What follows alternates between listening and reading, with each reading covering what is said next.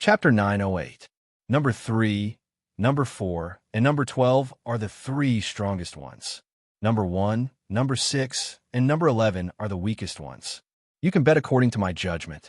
You can place a single bet, a combination bet, or a split bet. Remember, if you win, you have to give me half of it. Slug didn't hide his judgment. Of course, his so-called judgment was only SOSO, and it was about the same level as the other gamblers present. It's the same as not saying anything. With your past record, I dare to bet that if I choose the other 6 donkeys, my chances of winning are much higher than yours. Now that they were familiar with each other, it was inevitable that they would attack each other. Slug wanted to refute, but he couldn't avoid the fact that he had never won anything in the donkey race. However, he still stubbornly said, "I've won the first prize," and more than once. As soon as Lu Xiaoyi heard his tone, he knew what was going on. It's not senior brother. Can we not deceive ourselves? If I bet on 12 donkeys at once, wouldn't I also hit the jackpot with the highest payout? What's the point? The odds of winning the grand prize are only 5 times. If I bet 1 spirit stone, I'll get 1.5 spirit stones. Who will I look for the remaining 10.5 spirit stones? I can see that the organizers are desperately trying to lower the odds of a single bet, but raising the odds of a combination bet. They're using a huge reward to attract people, and they can't wait for everyone to bet 12 times in a row. If a donkey has a papaya hanging in front of its head, it'll run for its life. How strong are humans? It's just that they're using spirit stones, and they're using an invisible method. Slug said angrily, "Are you going to bet or not? You're the one who wants to come here.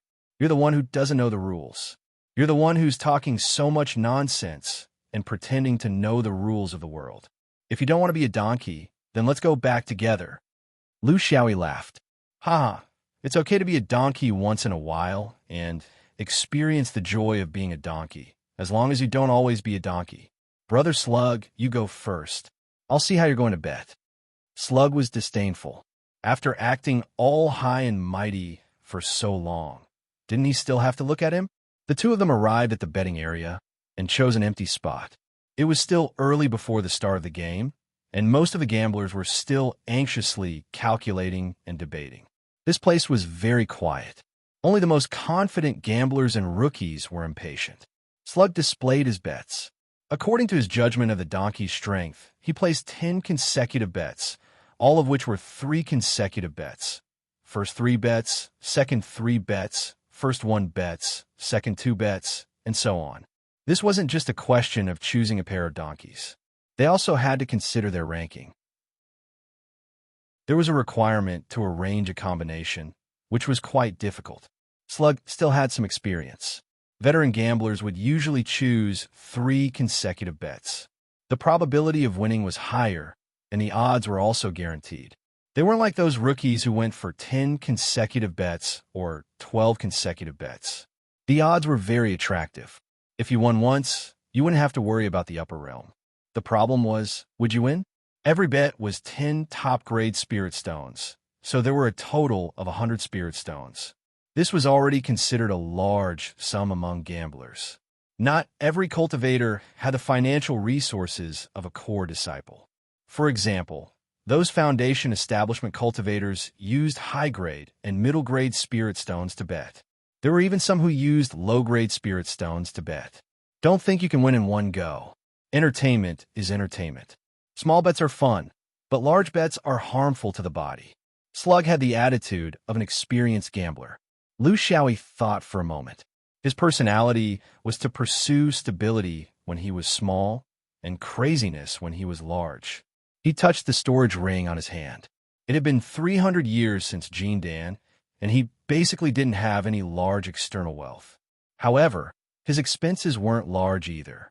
Orthodoxy, like the swordsman, didn't have much need for external resources compared to Dharma cultivators, especially after they didn't need to inscribe sword formations. The only time he needed materials was when he stole them for free. Therefore, after 300 years, he had accumulated a considerable amount of wealth. As for the spirit stones, he counted them. There were about 10,000 top-grade spirit stones, and he had an average of 30 per year. This income really wasn't high. These things weren't of much use in yuanying, and he still had to exchange them for jade purity. Therefore, he had to find an opportunity to spend them. The cultivator in charge of the reception felt as if a small mountain had been piled up on the stone table in front of him. The sight of 10,000 top-grade spirit stones piled up together was extremely shocking. Sir, you are placing a bet. What? Is there a limit to the amount of bets you can place in Upper Forest Valley? Lu Xiaoyi acted like a generous guest. The Foundation establishment cultivator nodded like a chick pecking at rice, then shook his head. How many years had it been since he'd met such a generous guest? He really didn't treat spirit stones as spirit stones, but as stones. No limit. However, this cultivator's authority is not enough. I'll call the martial uncles here on behalf of the guest. The cultivator hurriedly sent out a message. The amount of bets this time was too large, almost comparable to the total amount of a donkey race. This wasn't something he could handle. One less spirit stone was equivalent to his entire year's salary. You're crazy. The snot bug felt that this wasn't something a normal person could do. Even if you haven't gambled before, you should have heard of it, right? With Jean Dan's level of insight, how could he do such a brainless thing? If you think it's inconvenient to carry around too many spirit stones, you can leave them with me. Why give them to the gambling house for free? Lu Xiaoyi smiled. If I leave them with you, what are the odds? I'll definitely win this bet. The snot bug was completely speechless. However, he immediately understood that this guy wasn't really gambling, but setting a trap for the gambling house. Since he wanted to cause trouble, he had to have a reason. If he didn't pay enough, it wouldn't be good to fall out with him. So he had to make a big bet. After thinking it through, the snot bug was too lazy to persuade him anymore. He thought that the next step would be to cause trouble. He felt a bit of heartache. Those 100 spirit stones were wasted. If they fought, who would pay him back? However, what method was this guy going to use to cause trouble? He still hadn't figured it out, so he could only wait and see. Soon, the three hosts, Jean Dan, flew over. Seeing the pile of top-grade spirit stones, they felt dizzy. The leader walked over and bowed respectfully. This was a super big customer, so he had to serve him well. Honored guest, it's my honor to have you come to my Upper Forest Valley. How many spirit stones do you have here? It was a gambling house, so according to the rules, one couldn't inquire about the other party's name or origin. This was a rule. The gambling house especially valued privacy. They knew that the customer cared about this, so they didn't say anything to curry favor with him. If they were to become related to a certain cultivator from the Upper Forest Valley, then would they earn the spirit stones or not? 10,000 top-grade spirit stones. Lu Xiaoyi looked like a nouveau riche. Wait a moment. We have to check the rules of Upper Forest. Please don't blame us. The three of them used their divine sense to carefully check the number and quality of the spirit stones. This was an essential procedure. The Foundation establishment cultivator offered them top-grade spirit tea. Whether they drank it or not was another matter. This was a matter of attitude. The surrounding gamblers also realized the abnormality of this betting spot. Slowly, many people gathered around. Of course, they kept a suitable distance. Someone exclaimed, "Oh my God, isn't this 10,000 top-grade spirit stones? If I had this much wealth, why would I come here? I don't know if this person is depositing his spirit stones here and slowly betting, or is it a shuttle?" Chapter 909. Very quickly, the three hosts Jean Dan finished counting and nodded to each other. There were tens of thousands of them, not one less. They were of high quality and had never been used before. Jean Dan, the leader, smiled until his eyes became slits. How do you plan to bet? How many rounds? How much do you want to bet? We take special care of our esteemed guests. We have specialized explanations and donkey grooms to provide you with advice. We also have discount coupons for a 1-month tour of the 7 continents of the Upper Forest, free of charge for food and lodging. And Lu Xiaoyi waved his hand and said in an imposing manner, "How many rounds? How much do you want to bet? My time is precious. I still have 10 billion worth of business waiting for me. Every minute and second is a loss of tens of thousands of spirit stones. How can I waste my time on you? Let's go to the next round. 12 rounds, all in one go. Snotbug's cheek twitched. Brag. Brag as much as you can. Every minute and second is a loss of tens of thousands of spirit stones. 2 months on a flying boat. Other than chatting all day long, what kind of income do you have? Playing 6 rounds of gambling and still acting shamelessly even after losing a single spirit stone. How thick is this person's face? Host Gene Dan did not have any intention of making fun of him. Many years of experience in managing gambling dens made them deeply understand the principle that those who came did not come with good intentions, and those who came did not come with good intentions. Either he was truly rich, or he must have some tricks up his sleeve. Donkey racing in the upper forest had been going on for tens of thousands of years. Countless people had come here to try their luck using various methods, but who had come out with good results? When it came to gambling on donkeys, which cultivator was more familiar than them? The managers of gambling dens? The 3 of them were unmoved. They could not lose in terms of imposing manner. This was also the rule of gambling dens, because they believed that imposing manner would affect fate. How do we do it? 12 rounds. Please ask for instructions. In the eyes of these masters, the donkey's grooming, selection, personality and habits, physical strength, and even the degree of resistance to big situations were all in their hearts. Therefore, internally, they actually had a rough ranking of these 12 donkeys. From the past, the accuracy was not low. If this fellow's order of combination was highly consistent with their internal ranking, then it meant that there was a mole among them.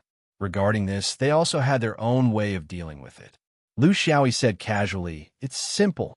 I bet that the one with the number 1 will be the first, the one with the number 2 will be the second, and so on. Of course, the one with the number 12 will be the duck. 12 times in a row, 10,000 top-grade spirit stones for a shuttle. Let me think. If I win, how much can I get?" One of the hosts, Gene Dan, answered for him. "If you win, you should get 1 billion top-grade spirit stones." Lu Xiaoyi was a little worried. "So many? Can you take it out later?" The 3 Gene Dan members looked at each other and smiled. "We can afford it. The Upper Forest Valley has been in business for tens of thousands of years, and there has never been a time where we can't afford a bet. Then, shall we personally make a series of bets for you?" Lu Xiaoyi waved his hand, completely unconcerned. "Hurry up and do it. I'm earning tens of thousands every second." The 3 Gene Dan disciples took out the highest quality purple jade and used the most precise brushstrokes to carve a note on it. For the sake of clarity, they didn't even use a brush. This was to prevent this fellow from going back on his word. 1 billion top-grade spirit stones? Of course, they couldn't afford it. Not to mention the current Upper Forest Valley. Even if they searched all the 7 small continents of Upper Forest, it would be impossible to gather it in a short period of time. This was the problem of circulating funds. But the key point was that it was impossible for this kind of 12 bets to hit. It was completely different from their internal ranking. For some reason, they had even arranged the order according to the number plate on the donkey's body. The number plate was only for the convenience of distinguishing. It wasn't arranged according to strength. Everyone knew this principle. How could there be a donkey betting like this? It was simply giving away spirit stones for free. How could Gene Dan be so stupid? This was the only thing they had to worry about. But with such a huge sum of money, how could they think so much? Could they just push it away and not want it? There were more than 200 guards in the Upper Forest Valley, as well as tens of thousands of gamblers. With so many people around, how could these 2 meatheads overturn the heavens? In an instant, the contract was established. On it was clearly written all the restrictions of this bet. It was the highest level of bets that could be enjoyed only when the amount reached a certain level. Both sides verified that there was no mistake and signed an oath. In the cultivation world, this was something that could never be changed. The more Slug looked at it, the more he felt that something was wrong. You've already signed an oath, so how can you still cause trouble? If you really started a fight, it wouldn't make sense, and you'd become a robber. The more he looked, the more confused he became. He didn't expect that the 3 Upper Forest cultivators would suddenly project this contract on the screen above the 3-story building without asking for their opinion. This time, the entire Upper Forest Valley was in an uproar. How many years had it been since such a huge amount of bets was seen? 100 years? 1,000 years? 10,000 years? Such a strange betting method. How many years has it been since such a retard appeared in the cultivation world? The upper forest cultivators did this to solidify the contract so that this idiot wouldn't have any room to maneuver and to obtain the moral support of all the gamblers present. Once the bets were made, there would be no return. Slug was very dissatisfied. Isn't it a little petty for your family to do this? The leader Gene Dan's attitude was very humble and sincere, but he didn't give in at all. Honored guests, please calm down. This is also the rule of my upper forest donkey racing. Some large bets must be made public. Actually, the intention is to urge us masters to not privately pocket the bets and not admit to it. How is this urging the masters? It was clearly urging the gamblers. Lu Xiaoyi pulled the scolding slug away, still pretending to be a wolf in sheep's clothing. It's just the money for a meal. Why get angry with them? Slug was so angry that he almost cursed out loud. What the F***CK did you eat to spend 10,000 supreme grade spirit stones? He ate and drank for free on the flying boat for 2 months and didn't even pay for a single meal. He ate with a clear conscience and was still picky. Now that he came out, he started to poke green onions into his pig nose. He couldn't hand over this person anymore. He was already crazy. The 3 upper forest cultivators Gene Dan stood there respectfully, watching them leave. One of the Gene Dans said, "Why do I feel that something is wrong? There must be something wrong with the abnormality. Could there be some kind of trouble? Is there something we can't guess?" Another one also said, "That can't be. How can a Gene Dan cultivator be an idiot? Even if you really eat 10,000 spirit stones for a meal, there's no need to show off here, right? Speaking of which, have you eaten a meal worth 100 supreme grade spirit stones before?" The leader Gene Dan smiled slightly. Who cares about him? What you're worried about is that if he guessed correctly, how will we pay for it? Is that possible? Before the donkey racing started, I had Junior Brother Han secretly change the number plates of the donkeys when he drove them into the field. Even if he's an immortal and has methods we can't see through, what could he do to us?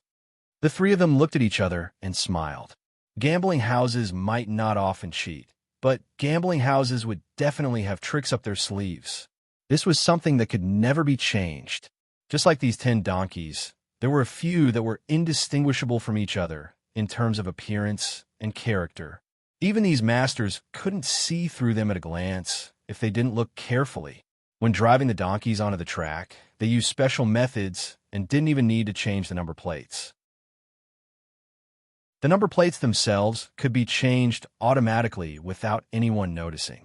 When the donkeys started running on the track, who would notice the difference between them? Their blood surged and their muscles bulged. Even these masters couldn't do anything. It was flawless. Chapter 9-10. Slug didn't want to say anything. He had been thinking about the purpose of this 1 year.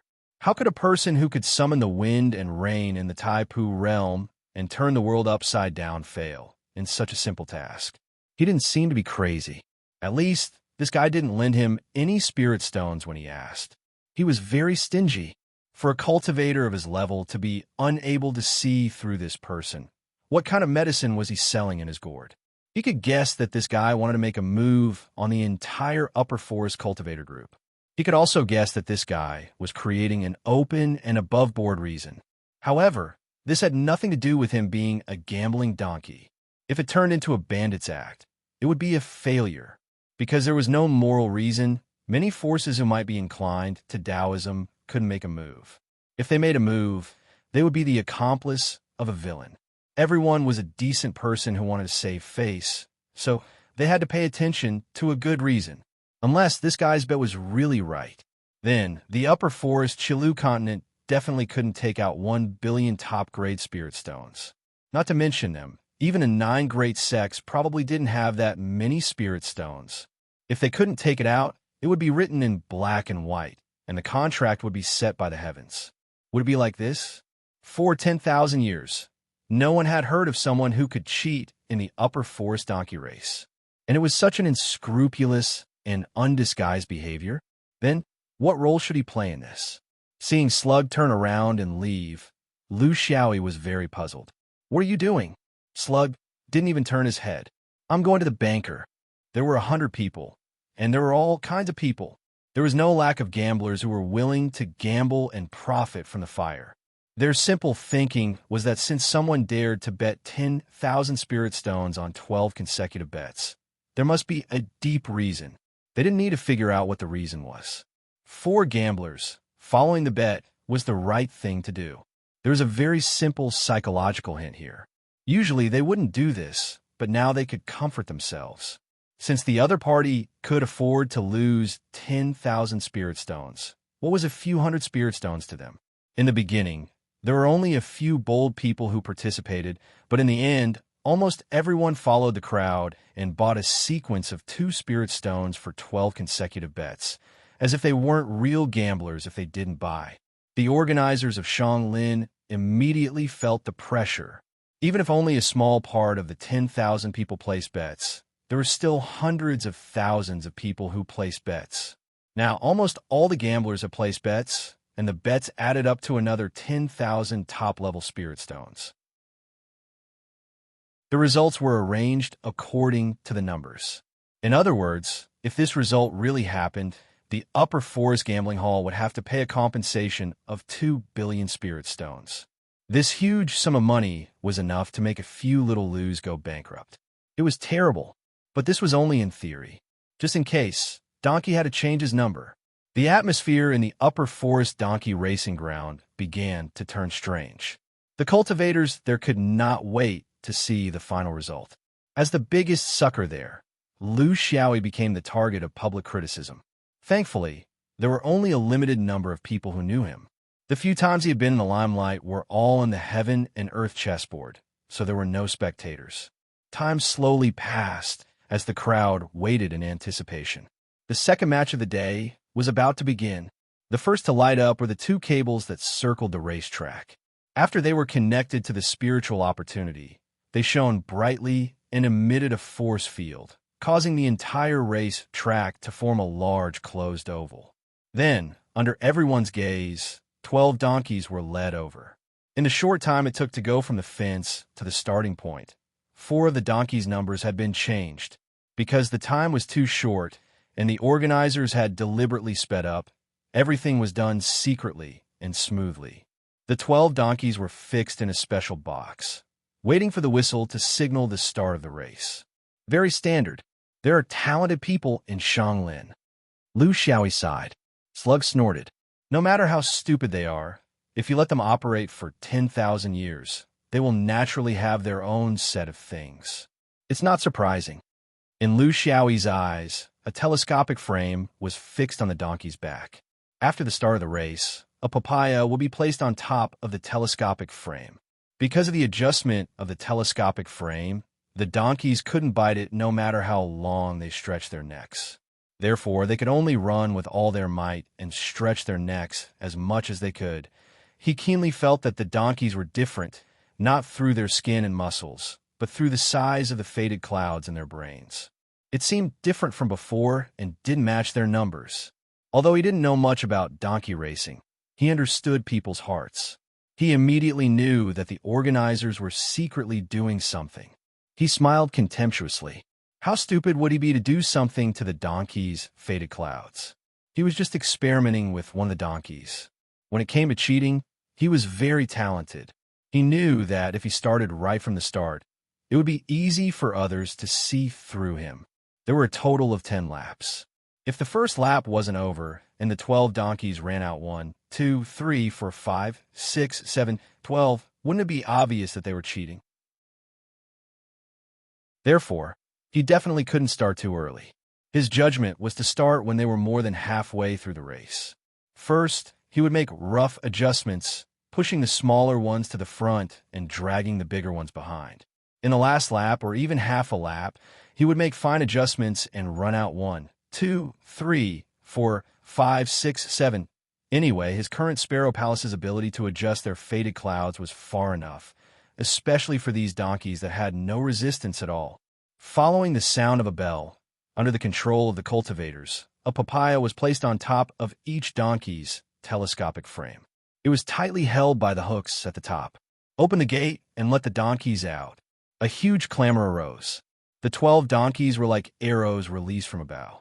Their forehooves flapped as they followed the wide path that the cable led them towards the papaya. In their hearts, cheers came one after another. This place carried the dreams of every cultivator that wanted to reap without sowing, the hope of becoming rich overnight. Lu Xiaoyi sighed and looked at the snotty fellow beside him, who was equally calm. Snotty bro, why don't they eat each other's papaya? I can't bear to see such cruelty. Because they're not 12 in one ear. I say, can you not ask such insignificant questions? Can you not pretend to be benevolent and hypocritical? Isn't it good to be a little more straightforward? If these donkeys fall into the hands of the people of Upper Forest, they at least have something to strive for, even if it's illusory. But if they fall into the hands of people like you, they can only become donkey meat roasted. Lu Xiaoyi curled his lips. This guy was so angry that he was a little delirious. He kept asking him to pay for the travel expenses and food expenses. He was also a person with spiritual eyes. He didn't have the slightest demeanor of a person who came to visit. Snotty bro, how much did you bet? Snotty originally didn't want to say, but there was nothing to hide. Who asked him to be a little impulsive the second time? It was too late to regret it later. 1,000 top-grade pieces. Lu Xiaoyi laughed. Then the compensation from the people of Upper Forest will be the expenses for my travel and food expenses. It's also 100 million top-grade pieces. How can your lousy boat be worth the ticket? The food is monotonous and tasteless. There isn't even a place for entertainment, and there are no beauties to serve you. How can it be worth 100 million? Who knows? You might have to give me some back later. Chapter 9:11. The two of them bickered and refused to give in to each other. While they bickered, the 12 donkeys had already run several laps. Just as Lu Xiaoyi had expected, they were biting each other to death. The distance between the first and the youngest was only a few hundred feet. Changes could happen at any time. Look, aren't the donkeys I pointed out to you right? Damn it, why was I so obsessed that I didn't believe in myself and instead believed in a lunatic like you? Slug regretted his actions. The donkeys that he pointed out when he judged the strength of the donkeys were either in front or behind. Just as he had predicted, although it was still early and he could not make a conclusion, the trend was right. Therefore, he regretted that he had been blinded by this lunatic's 10,000 spirit throw. With those spirit stones, he could have made a lot of money by betting on his judgment. Lu Xiaoyi did not expose him. This was just pure luck. The numbers of several donkeys had changed and were no longer the same as before. It had nothing to do with his judgment. You're following so closely.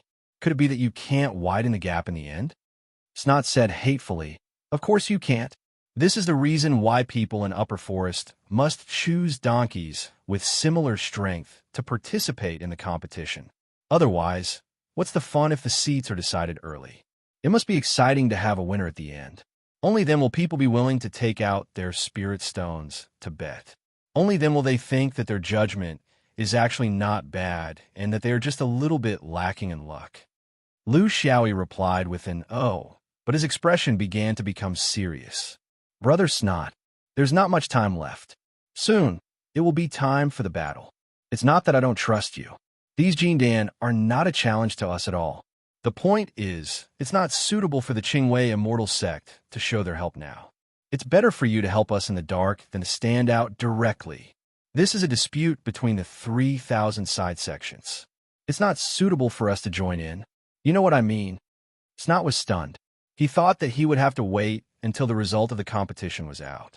He didn't expect it to be so fast. This bastard, if he had said so earlier, he wouldn't have made the bet at this time. Although he was a core member of the upper sect, Jindan, spirit stones did not grow on trees. He cursed as he walked away. This time, he was really unlucky to have met this person. Not only did he pay for the flying boat, he also paid for the food, he also paid for the time, and now he was even paying for the spirit stones. However, He also knew that on a strategic level, it was not appropriate for him to stand together with this madman. Otherwise, if they were to fight, how could he, as their companion, explain himself? Hence, he changed his position to watch the match. Across the oval track, he distanced himself far away. Who cares? He deserved to be beaten to death. How dare he take advantage of him? He, the slug, had always been the one who took advantage of others in Qingwei, but now he was here. Of course, he also knew that even if there were a few hundred Jindan besieging a single swordsman, with the abilities he had displayed in the Taipu realm, nothing would happen to him. After all, the swordsman was unfathomable. How many enemies could he face at the same time? With this delay, the donkeys found a suitable position and ran a few more laps. Up until now, there were only 3 laps left. In theory, the current ranking was basically in its embryonic form. There wouldn't be any major changes. The changes were only in the details. For example, it was basically impossible for the person in first place to fall to last place. The person in first place now was number 12. The person in second place was number 1. This was exactly in line with his initial judgment. If there weren't any major changes, his combination of 100 spirit stones would definitely be a win. However, with the additional 1,000 spirit stones, he couldn't earn it back no matter what. This madman was really infuriating. The donkeys were still running with all their might, each of them with bulging eyes and crooked mouths.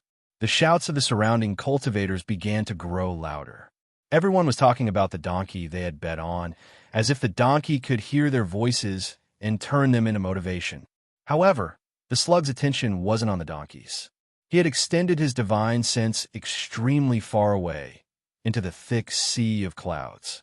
His flying boat was there, as well as hundreds of murderous swordsmen. They should have come out by now, right? They should start a move here.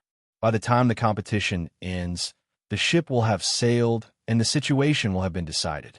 In terms of morality, they wouldn't be able to stand on their side. It was still not too late to launch a surprise attack while the competition was still going on. The shouts of the surrounding cultivators became abnormally excited and frenzied, forcing the slug to focus his attention back on the track. There were only 2 laps left, but there was an unexpected change on the track. This was also the reason why the surrounding cultivators couldn't control themselves and were shouting. The original order had been disrupted for no reason, and it was completely different from the previous round. The most obvious change was that number 12, who had been leading the pack, had fallen to the middle, while number 1, who had always been the youngest, had rushed to the middle and was squeezed together. When the world happened, what was the reason for such a drastic change in the track? This kind of situation was very rare, but it wasn't like it had never happened before. The slug was focused on the track and didn't have the time to think about why the swordsman hadn't arrived yet. The 12 donkeys were sprinting into the last lap.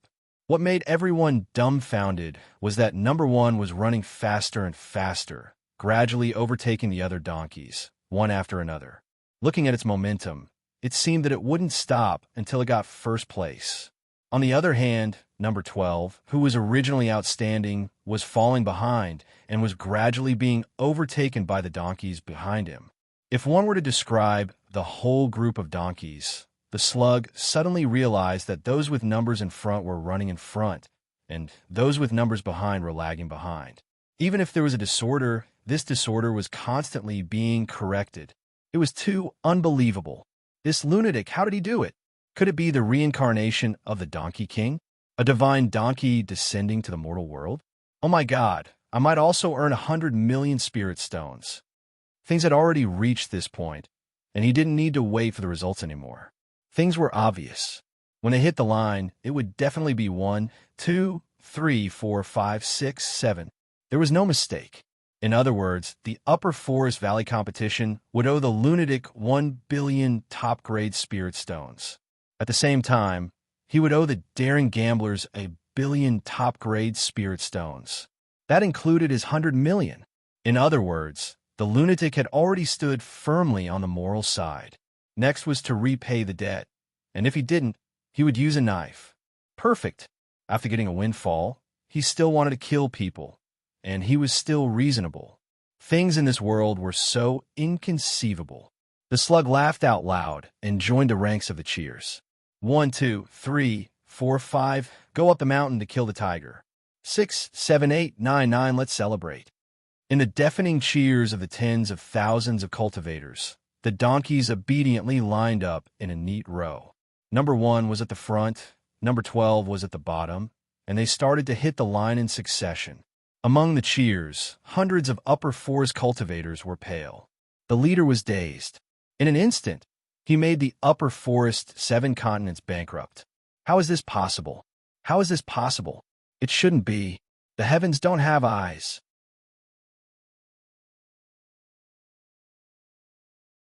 Chapter 9:12. P.S. Uncle calculated with his fingers there will be a threshold when he reaches 135 years of age. When the last donkey hit the line, the outcome was set. It was time for the bankruptcy liquidation. The upper forest cultivators were completely unable to react to such a drastic change. Even if they reacted, what could they do? Could it be that they had to personally catch a few donkeys and forcefully change the rankings?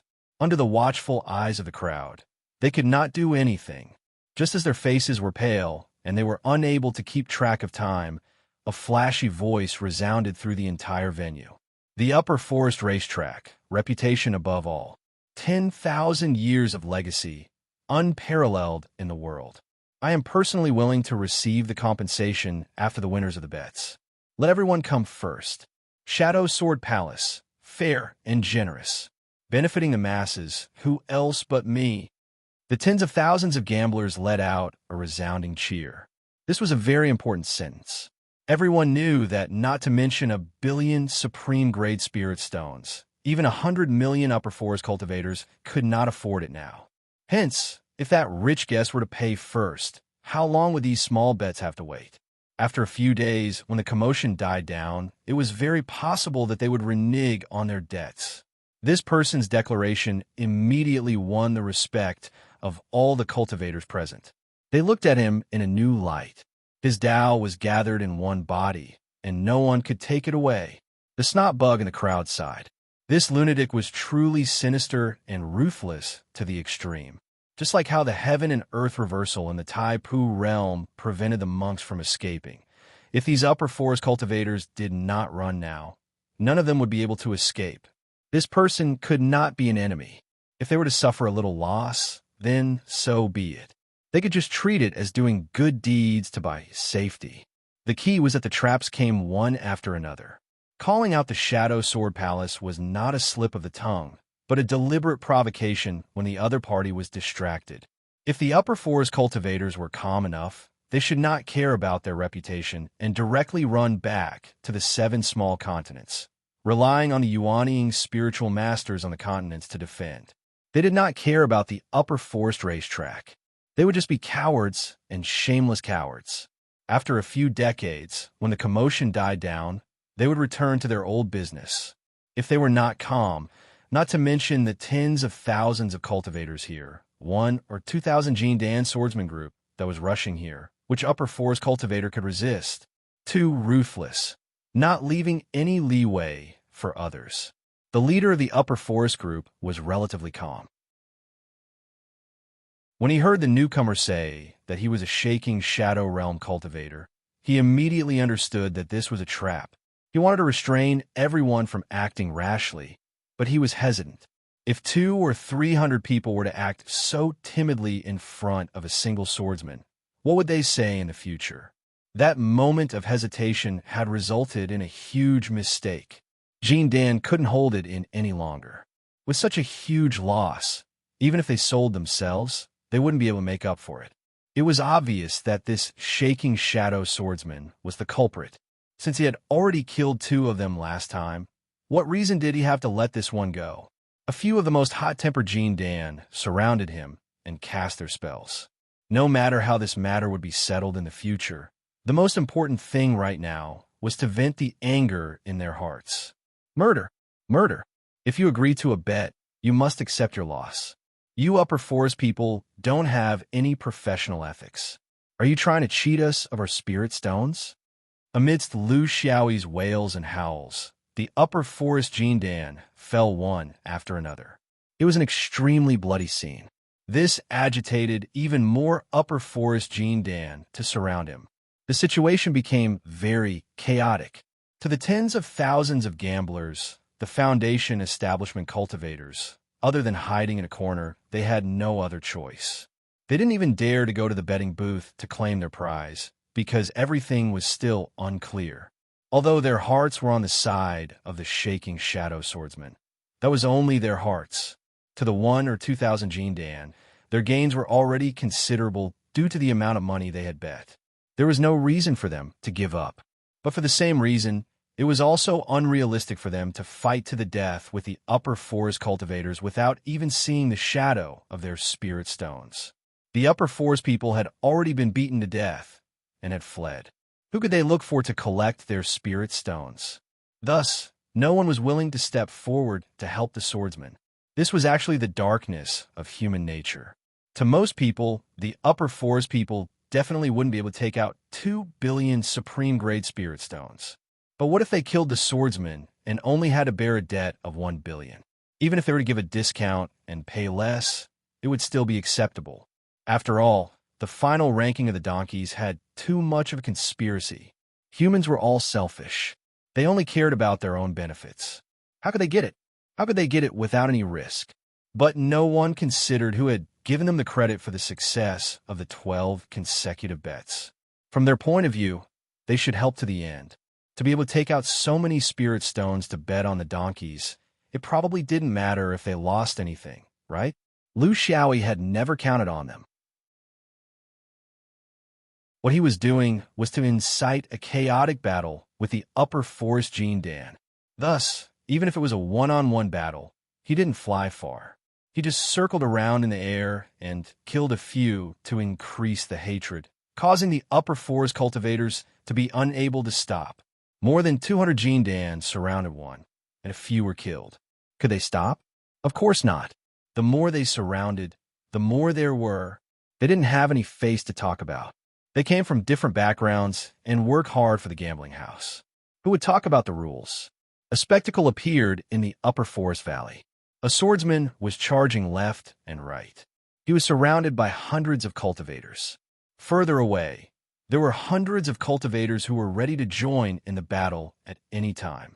Even if his individual strength was peerless, with just the number of people, he would be worn down to death.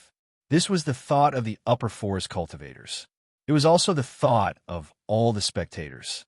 They were all waiting for the swordsman to die, so that the upper forest cultivators could sit down and negotiate with the gamblers. The gamblers naturally thought that they had the advantage, whether it was in terms of numbers or morality.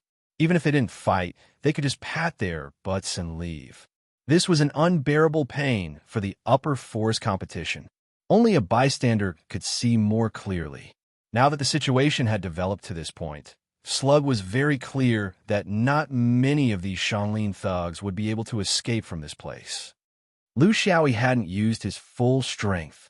He was a king of Jindan who could easily kill weak Jindan cultivators. Fighting with these unorthodox Jindan cultivators really didn't interest him. These people should be the whetstones for his Jindan brothers, not for him. His energy should be placed on the 7 upper forest cultivators and little Lu, who might not be able to hold back their inning. Just as the upper forest cultivators were attacking one after another, 3 groups of black dots appeared on the horizon. They were approaching rapidly. Those were 3 demon blades. Each blade was formed by more than 30 swordsmen.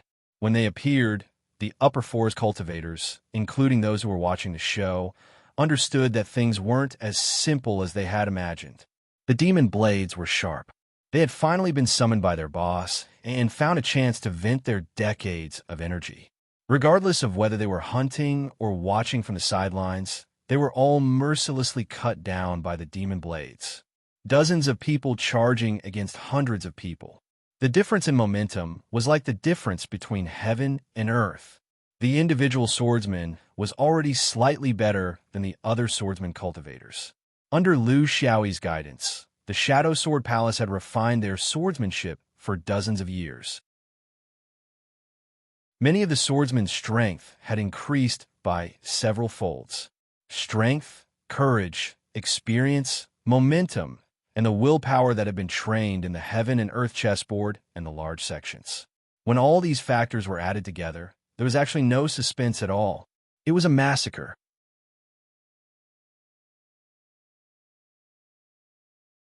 Chapter 9:13. P.S. Uncle, if you calculate again, the calamity at 135 years old is still a calamity of love. Lu Xiaoyi no longer attacked. Instead, he hovered alone in the sky, watching his swordsman brothers display their might in the valley, chasing down the fleeing enemies. At this moment, he was no longer the rich gambler. Instead, he had transformed into the overlord of a continent. As he swept his gaze across, no one dared to look him in the eye, even if there were many Taoist disciples among them. At this moment, who didn't know who he was? The heaven and earth chessboard against the hundreds of people from the bitter Zen temple. Who could stop him? On the Red Mound, he killed Yuanying and true monarchs. Who could stand shoulder to shoulder with him? A sword from the Taipu realm could destroy a Buddhist country. Who could doubt that? Now, he was the ruler of a continent. Even if it was a small continent, it was still a continent. The hundreds of Jin Dan swordsmen under him were also a force to be reckoned with among the 3,000 unorthodox groups in Zhou. The only thing he lacked was the support of a shaking shadow cultivator. However, he came from the free and unfettered roaming world, which made up for this shortcoming to a certain extent. As long as everyone followed the rules, who could do anything to him in Zhou? The battle was one-sided without any suspense. At this moment, the gamblers finally understood. It was impossible to get any compensation. Even the upper forest donkey racing would probably stop for many years. Their reputation was already bad. If they didn't keep their word, who would be willing to come? Since they couldn't get anything, they should at least vent their frustrations, right? Under the pursuit of the shaking shadow swordsmen and the covert attacks of the Jin Dan gamblers, the 200 or so upper forest cultivators collapsed. Less than 10% of them escaped. They didn't kill to their heart's content. This was the only feeling the swordsmen had. But now, they completely understood their position. They only needed to wait for their leader's orders and wouldn't act rashly on their own accord. Slug left the battlefield. There was no need for him to continue watching. It was not a battle of the same level at all. He needed to return to the airship and check if anyone had sent out a message after they left. This was the only thing he could do to help. He felt a little uncomfortable because his friend didn't ask him for help. Even if she begged him for help, he might not necessarily agree. People were just that strange. The betting points were completely cleaned out by the swordsmen. Although the gamblers were envious, dealing with the motley crew of Shanglin and the shadow-shaking swordsman army were two different matters. No one dared to make a move, even if they had an absolute advantage in terms of numbers. This was the power of Sure. He took out 10,000 spirit stones from the spoils of war. Behind him were 3 demonic sword formations, all of them brimming with killing intent. He showed it to the 10,000 gamblers who were looking at him. His voice spread throughout the place. I only want my own capital back. As for the rest, please nominate a reputable person to take back the capital according to everyone's bets. If there is a surplus, please divide it among yourselves. Time waits for no man. I'm afraid that the reinforcements from the 7 continents of Shanglin will arrive very soon. It's best if you don't delay or linger. After the people of Shanglin fly into a rage out of humiliation, they won't care if you're a Zhuji or a Jin Dan. They won't care if you participated in the battle just now. Not everyone cared about this small amount of spirit stones, but the majority of them did. Most importantly, this attitude made the gamblers have a good impression of him. They were no longer reluctant to leave the Shanglin arena. A cultivator asked, "Master Shan, why aren't you leaving yet? Are you protecting our escape route?" This was a young Jin Dan cultivator. He was bold, so he wasn't stingy. Lu Xiaoyi answered honestly, "You're not my son. Why should I cover your escape route?" Everyone laughed. Lu Xiaoyi continued, "The grudge between the shadow-shaking realm and the 7 continents of Shanglin isn't over yet. Since we've already started, how can we end things so hastily? Xianglin still has strength. Since they dared to make a move against the shadow-shaking realm, I won't let them off until I break their backs." His words were brimming with killing intent and were incomparably domineering. The gamblers who heard this were all convinced. The return of the bets was carried out very quickly.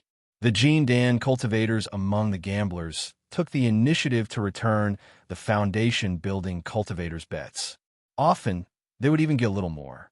At this particular moment, as a Jin Dan cultivator, no one cared about this small amount of money. They were more concerned about other things.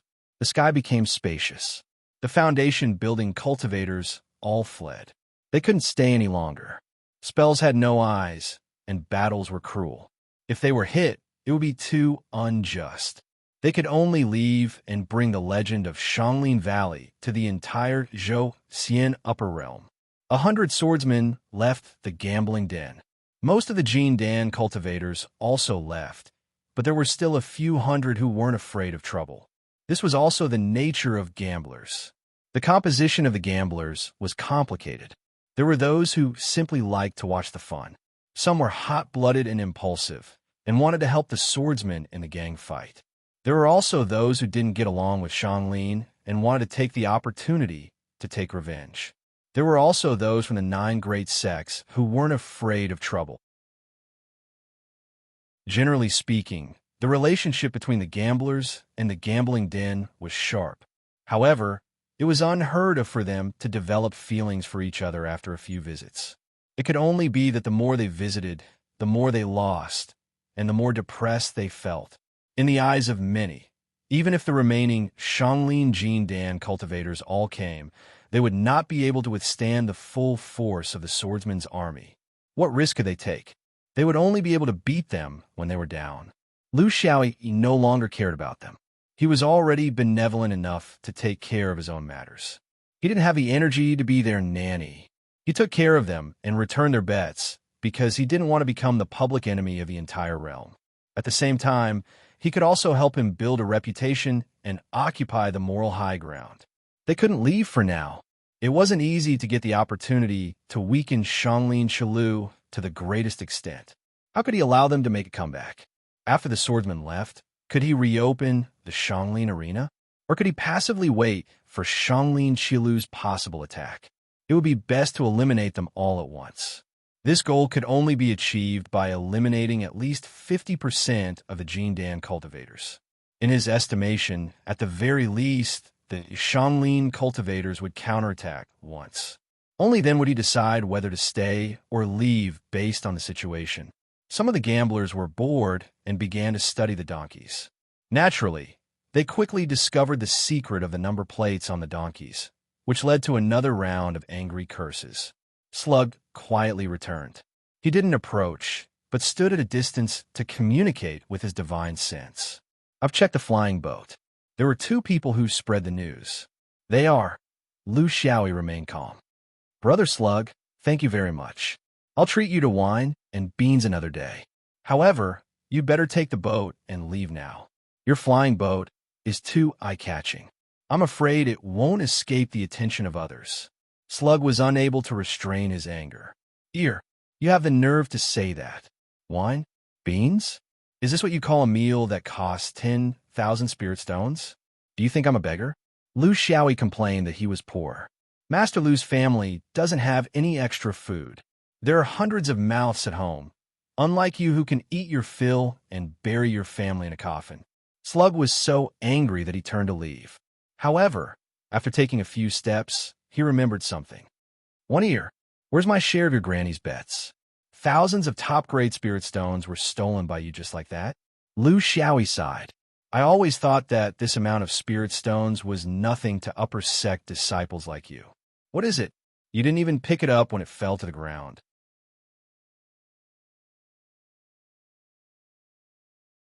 Chapter 9:14. Author's note: this chapter seems weird. A day later, a large group of practitioners approached. Lu Xiaoyi licked his lips cruelly. Swordsmanship was to grow through killing. It wasn't something that could be improved by practicing behind closed doors. Even if they had to pay a huge price, it was worth it. Only those who survived were true elites, worthy of his continued training. This is your battle. I won't interfere. The other party only has about 300 people, not much stronger than the previous ones. The only difference is that they are more organized. You decide how you want to fight. He made it sound easy for Chase, Zoe Fan, and the other leaders, but in reality, it wasn't that easy. It could only be said that they could fight. In any force, there was a difference in strength between cultivators who focused on affairs and cultivators who focused on seclusion. Cultivators who had less potential in the future could only use affairs to provide more convenience for themselves, to obtain more resources. Those who had more confidence in themselves would focus on their own cultivation and ignore worldly affairs. Although it was not absolute, it was generally the case. In the previous battle, the upper forest people's cooperation between the open guards and the hidden guards was unfavorable. They lacked a strong commander. Some wanted to fight, some wanted to escape. All kinds of reasons caused them to be unable to withstand a single blow. However, these would be improved in the upcoming battle with the Upper Forest Jindan group. Therefore, it wasn't easy. However, these were all things that they had to face alone. Lu Xiaoyi couldn't always be by their side to protect them. In fact, they also had the ability to do so. Before they met him, each of them had their own reputation and influence in the region. If he did everything himself, it would only limit their ability to take responsibility. A good leader should give his subordinates a stage to perform to their heart's content. Do you see their 7-colored flag? There must be someone under the flag who could deploy it. Shoot people, shoot horses, capture bandits, capture the leader.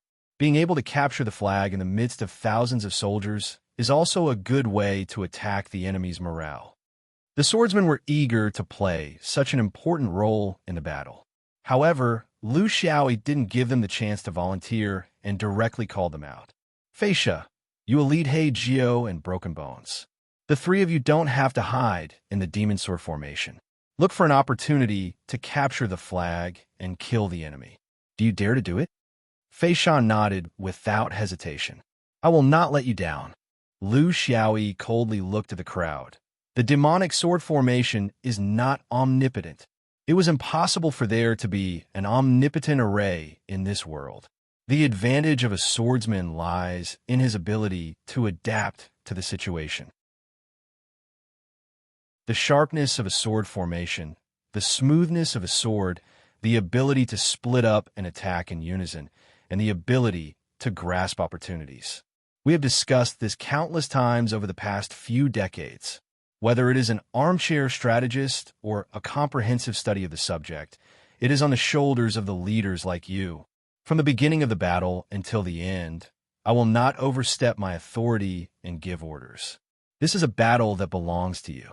If you don't do it well, then you can just stay in the shaking shadow realm and wait for death. Only the strong can survive the storms of the cultivation world. The crowd dispersed. Lu Xiaoyi called out to Feisha, call those two over. I'll teach you some secrets of assassination. When the others heard this, their faces were filled with envy. Only Feisha herself was not happy. The Upper Forest Jindan group came rolling in. 300 to 400 cultivators pressed down from the sky. The visual atmosphere was still very shocking.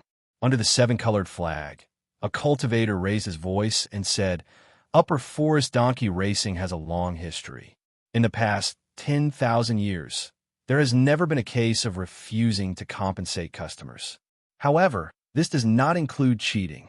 Upper Forest will not accept a one-year bet in the shaking shadow realm, because it has violated the spirit of fairness in the contract itself. However, we will accept the losses of all the followers. A payout of 100,000 is a joke. There is no such logic in the world. However, we are still willing to compensate every follower tenfold to show our sincerity. Everyone present, please spread the word. As long as there is a bet, Upper Forest will not reject it. The words of the Upper Forest cultivator were very sincere.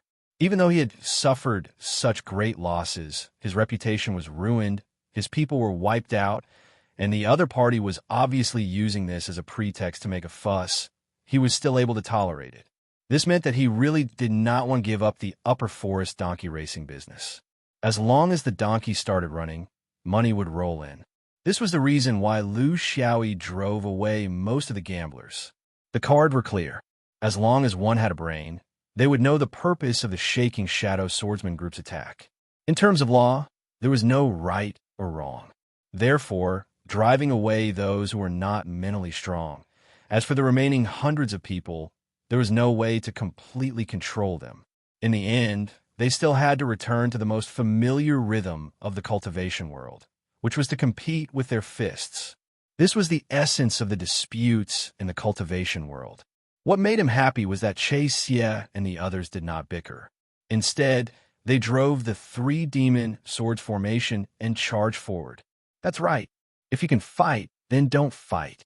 The battle started immediately. He was not worried about the demon sword formation. He only looked at Facia and the other two. He was very curious. In such a battle of life and death, how would the three of them choose? Among the 7 continents of Upper Forest, Huya was the continent closest to Upper Forest Valley. It was also the bridgehead where the second wave of Jin Dan group attacks from the 7 continents of Upper Forest. The Jin Dan group had already set off, but the atmosphere of uneasiness still shone on the continent. When the swordsman group arrived, they had the outstanding achievement of fighting against the Bitter Zen Temple alone. Later, they had the thunderous attack on Upper Forest Valley. Although they had the absolute advantage in numbers, no one could guarantee the outcome. On the top of the Huya Peak, the highest peak on the land, 7 Yuanian cultivators are standing against the wind. Even the honorable cultivators like them can't stay calm anymore. They can see that the Shanglin racetrack has been destroyed, but what's worse are the things that can't be seen. Once the reputation of the gambling house was gone, a large number of gamblers would leave. The impact would be far-reaching. It would not only affect the donkey racing, but also many other entertainment venues in the 7 continents. The threshold to enter these venues was not high, which small continent could not handle. The reason why the 7 continents of Upper Forest were unrivaled in Zhou was because of their popularity accumulated over tens of thousands of years. Now that their popularity had suffered a devastating blow, it was much more vicious than directly attacking small continent. The 7 nascent soul stage cultivators were restricted by the rules of the domain and could not go to the scene in person. However, through remote sensing with their powerful consciousness, they could vaguely sense the intense spiritual vigor riot coming from the direction of Upper Forest Valley. One of the Yuanian Jinren's eyes were filled with worry. This wave of 300 to 400 people is already the maximum number of people we can gather in Upper Forest 7 continents. The remaining Jindan are all outside. It's impossible to call them back in a short period of time. However, with such an advantage in numbers, I still feel uneasy. Even if we win, it will be a Pyrrhic victory. The problem is how to re-establish order in Upper Forest Racetrack in the future. Another Yuanian Jinren agreed with his view.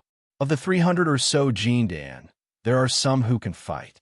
However, there are also many elixir, talisman, and weapon-crafting cultivators mixed in. They are hiding behind the formation. Once the sword formation breaks through, they will be exposed. The situation is not optimistic. I still stand by my words. I do not support a second wave of Jindan. Unfortunately,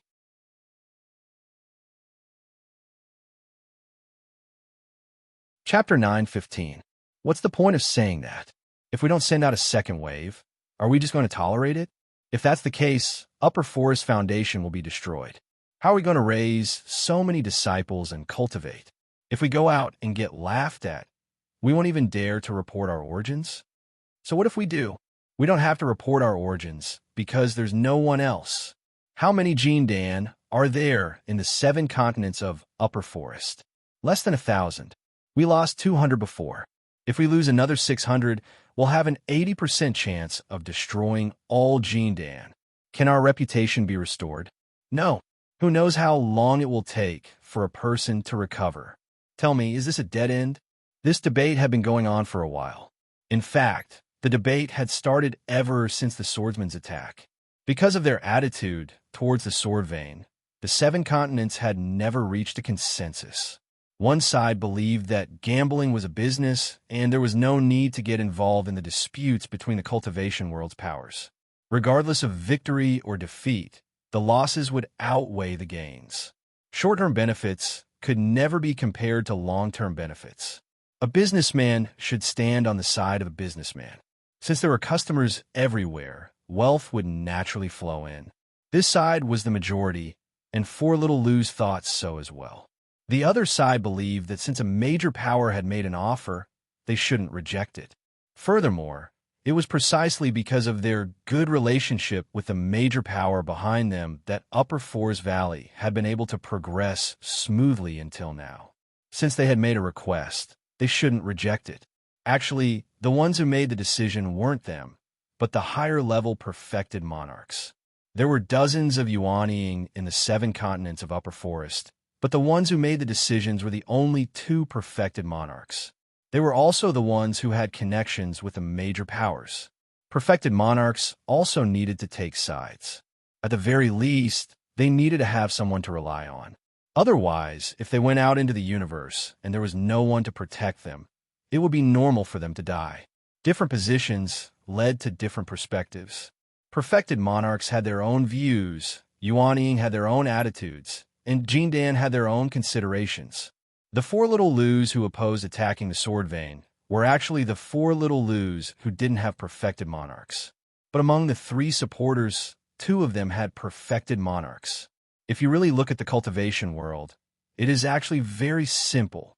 My Upper Forest seven continents can moderately participate in the internal strife of Zhou Xian Domain. If we don't, anyone can bite us in the future. How are we going to live? Most importantly, we must try our best to avoid getting involved in the battle between Taoism and Buddhism. This is a huge pit. Once you fall in, you won't be able to climb out. A perfected master hit the nail on the head. The struggle between my Upper Forest seven continents and the Sword Vein is a struggle between the unorthodox schools. But the problem was that the one behind the Upper Forest was Buddhism, while the one behind the Sword Vein was Taoism. This was the most troublesome problem. If we don't deal with it properly, it'll be a disaster. We need to know how deeply these great powers want to get involved. If they just want to wave their fans behind us, then we should work hard to defend our rights. We can't give in to the brutality of the Sword Vein.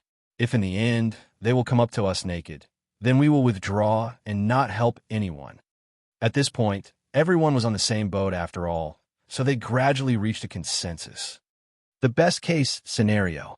Our Upper Forest attack will be effective. We can get rid of the swordsmen and reorganize the Upper Forest track. But we shouldn't go on endlessly. After all, we were the ones who started this conflict. In the worst-case scenario, our attack will be fruitless, and we might even suffer heavy losses. In this case, we also need to know how much support Taoism has for the Sword Vein. Since Jean Dan's level can't do it, we might have to make a trip there. The few of them were silent. They had no choice. This was the helplessness of small power. Without the orders of a supreme elder, they would never act rashly against the swordsman. None of the orthodoxies would do that. Now that things had developed to this point, unless they could win the battle in Upper Forest, they would still have the initiative in their hands. If they couldn't win, they could only increase the stakes because this would mean the survival of the Upper Forest seven continents. Without the title of the Holy Land of the Gambling Ground, how could the poor little continent support the lower-level cultivators?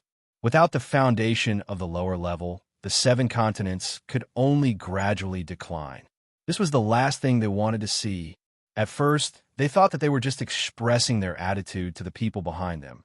But in the end, they met a bunch of lunatics who refused to take any losses. They were in a real dilemma. Retreating meant death, but charging forward also meant death. If we have to step forward to solve this, who will go? How many will go? The Yuanying of Upper Forest were preparing for the worst. They were skirting the boundaries.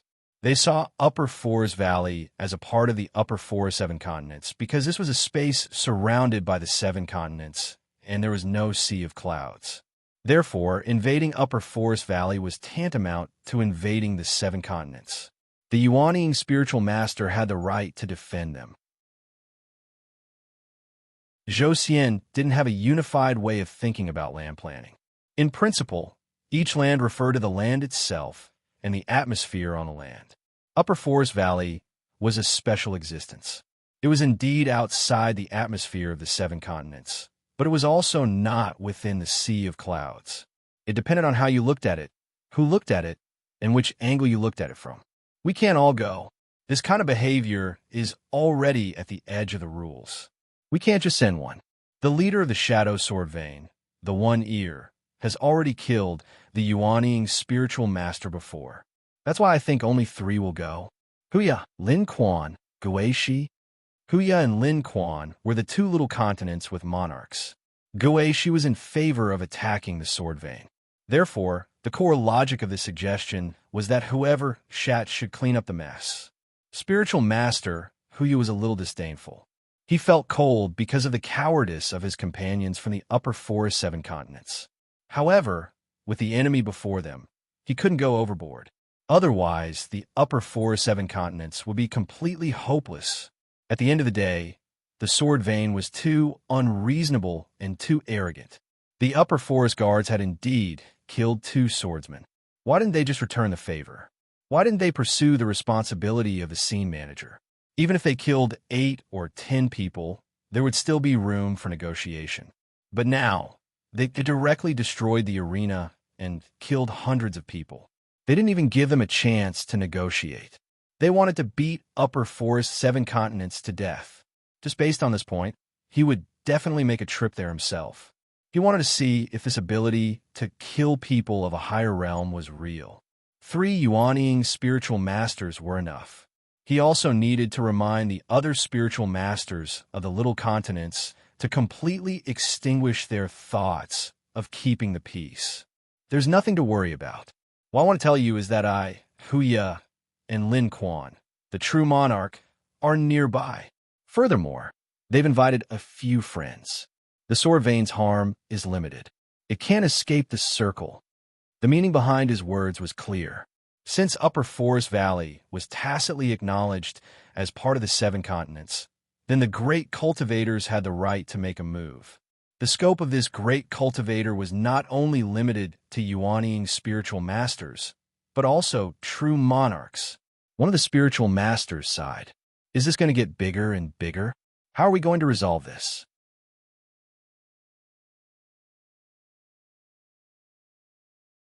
Chapter 9:16. Upper Forest Valley. The battle was in full swing. 100 swordsmen against 3. How could 400 Jin Dan fight? Of course, they had to use the sword formation as their main attack. If they spread their swords out from the start, there wouldn't be enough space. Furthermore, it would form a terrible situation where 1 versus 10 swordsmen were involved. Lu Xiaoyi could handle this with ease, but they couldn't. The advantage of a sword formation was that it could reduce the disadvantage of numbers to a minimum through cooperation between the swordsmen. The 7 continents of Upper Forest were terrible in this aspect because they didn't have the same orthodoxy and rarely cooperated with each other. Most importantly, they had never prepared for a large-scale battle. The swordsmen had prepared for decades. This created a strange phenomenon. The swordsmen, who were better at one-on-one battles, had formed a sword formation, while the spell cultivators, who were most fond of formations, were struggling in one-on-one battles. Actually, it was just a matter of whether they had the awareness of danger and whether they could combine everyone's strength into a rope. A place like a gambling den was also a type of business. They might hire a few fighters, but they wouldn't build an army. Against a group of swordsmen like the Shaking Shadow, who were focused on fighting Jin Dan, they could still hold their own in the beginning. However, as the battle progressed, it became more and more obvious that they would lose. After decades of training and interacting with each other day and night, every swordsman knew the limits of their companion's abilities, what they could do for them, and how far they could go. They could unleash their full offensive power without any worry about defense, because they had the support of their companions. This kind of trust was very important in a group battle. It was the cornerstone to unleash the greatest combat power. In comparison, it was harder for the upper forest cultivators to achieve this. While they were attacking, they had to consider their own safety. They didn't dare to put their lives in the hands of unfamiliar people. How much of their strength could they unleash?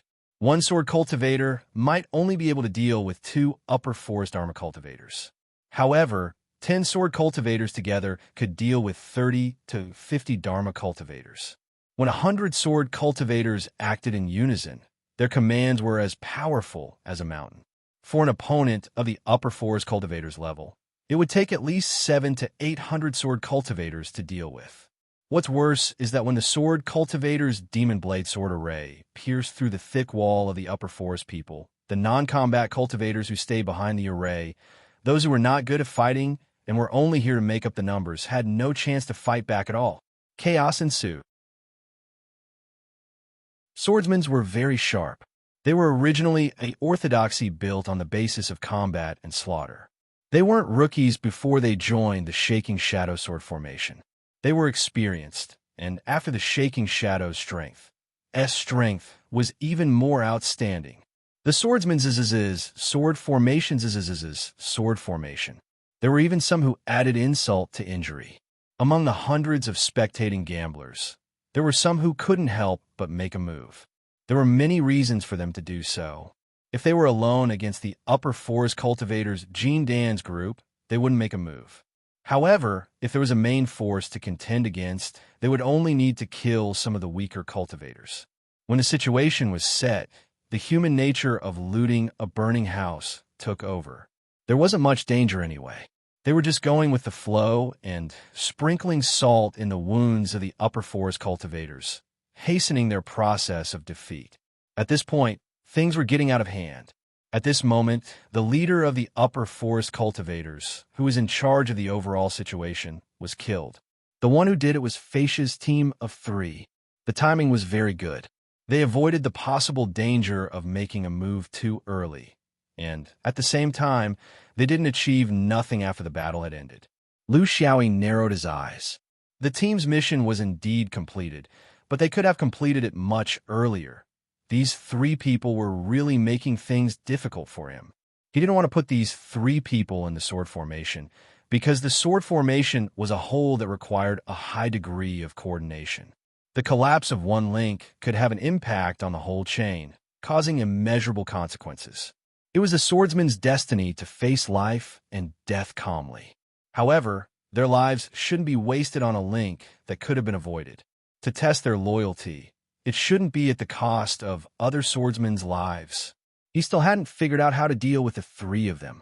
This was because he was very clear that the news could be sent to Buddhism, but it could also be sent to Taoism.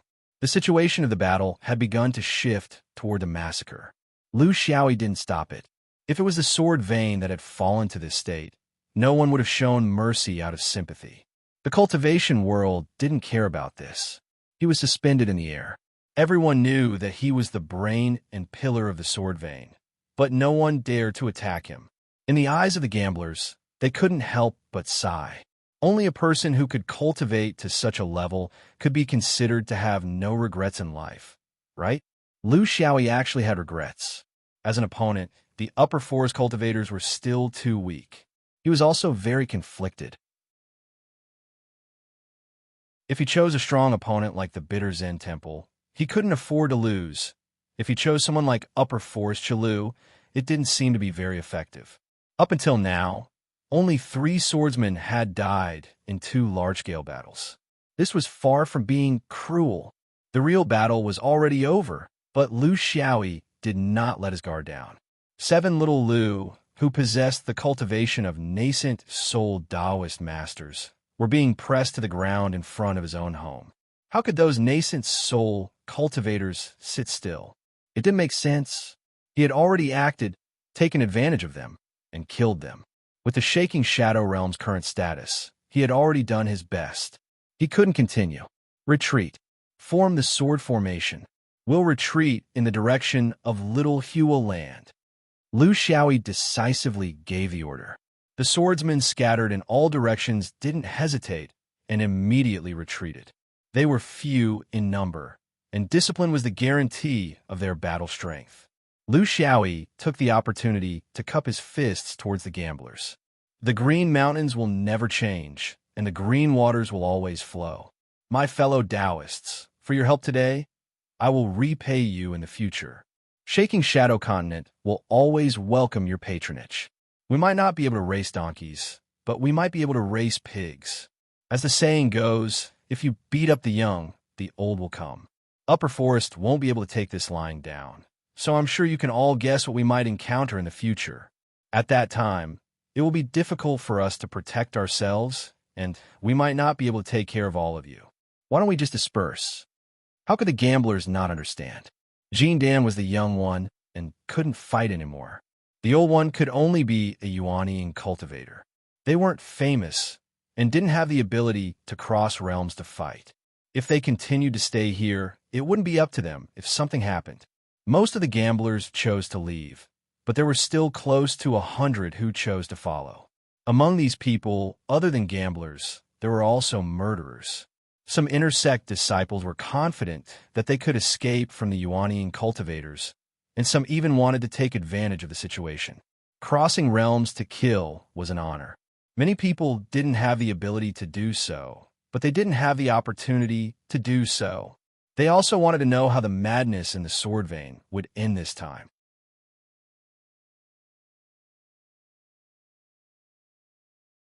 Chapter 9:17.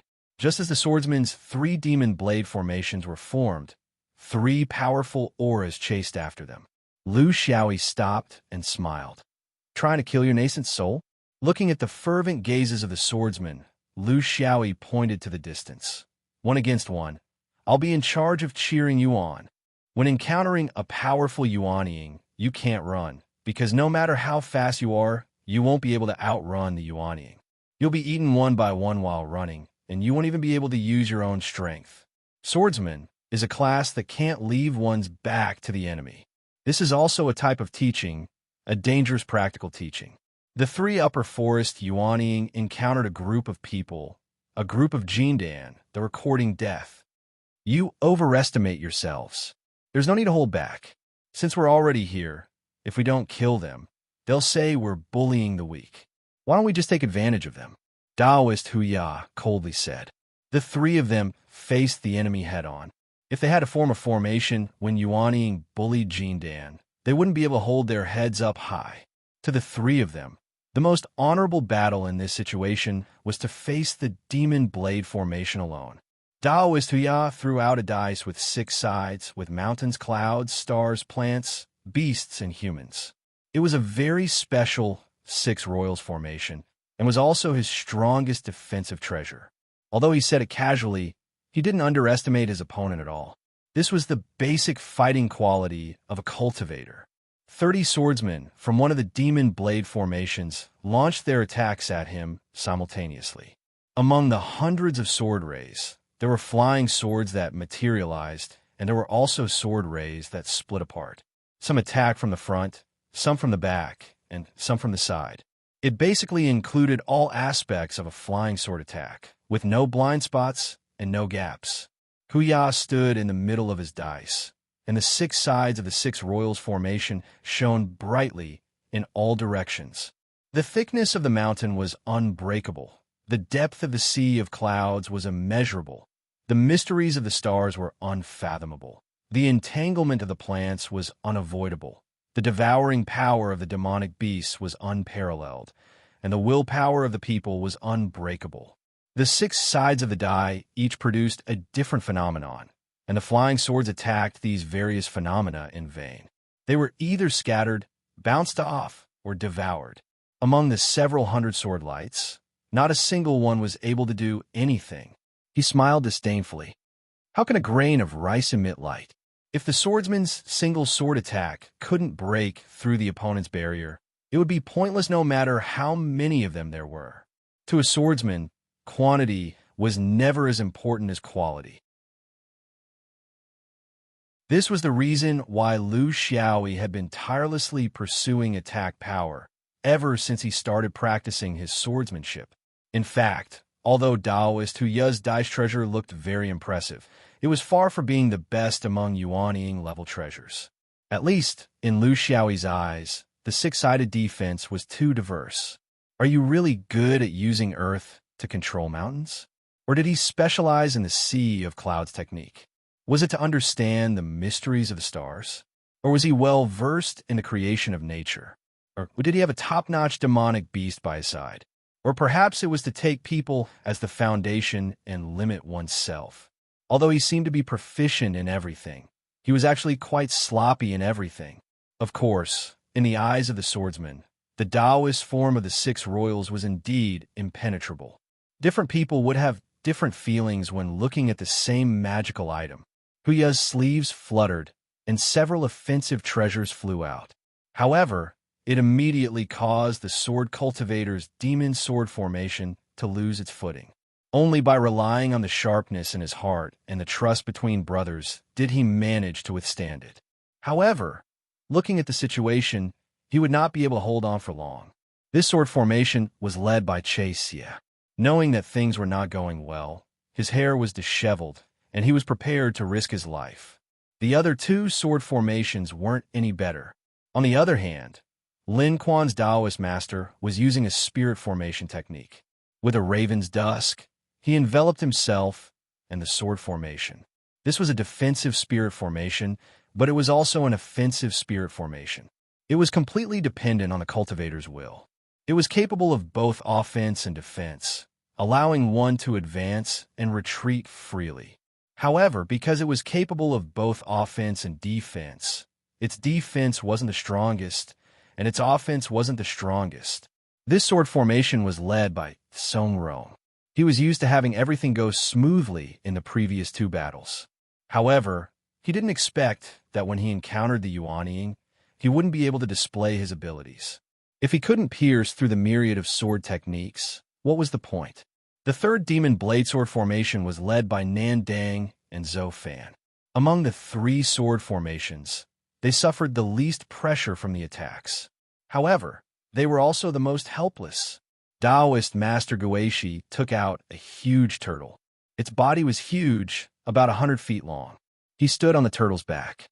All the attacks were useless against the turtle's incomparably thick shell. That huge turtle also didn't stretch its head out to bite people. It only breathed out turtle's breath, causing people to feel intoxicated and their souls to waver. If it wasn't for the sword formations helping each other, someone might not have been able to hold on. The three battlefields were all in a predicament. However, the strange thing was that the three Yuanying had yet to succeed. Firstly, the swordsmen in the sword formation were united as a stronghold, relying on each other in life and death. More importantly, there was still a swordsman strolling leisurely in the middle of the battlefield. This scene caused the hearts of the hundreds of gamblers to waver. Even if it was a Yuanying from a side sect, when they really fought, their imposing manner wasn't something that Jean Dan could compare to, no matter how outstanding they were. Even so, the three Yuanying still had someone in their hearts. They didn't dare to use their Xian Qi to kill because of the leader of the swordsmen strolling leisurely. Everyone knew that in the group battle with Jean Dan, this leader of the swordsmen wouldn't make a move due to his status. However, in the battle with the Yuanying, he definitely wouldn't just stand by and watch. He was waiting for an opportunity. This was also the smartest way to take care of the overall situation. If he joined one of the battle groups, the other two would definitely crumble immediately. He might as well do what he was doing right now, strolling leisurely, causing the three Yuanying to be apprehensive. In such a situation, the three Yuanying didn't dare to use their full strength. They were afraid that if they used their full strength to kill, the leader of the swordsmen would take advantage of their weakness and attack. A sword that could kill Yuanying was different from the swords of these lackeys. A person's name, a tree's shadow. Even in the cultivation world, a famous person who could kill people of a higher realm would cause the Yuanying to be extremely wary. No one wanted to see the background of a legend, a screen, and the stalemate. The sword formation was on the verge of collapse. The three Yuanying were also communicating. Taoist Huya said fiercely, "We can't let this drag on any longer. What kind of Yuanying is this? I know what the two of you are worried about. How about this? The three of us will attack together, and see what that murderer chooses to do. Life and death follow the will of the heavens. Furthermore, even if he really attacks with the support of the other two, do you think we can't even take a single blow from him? Taoist Lin Kuan and Taoist Guishi nodded their heads in agreement.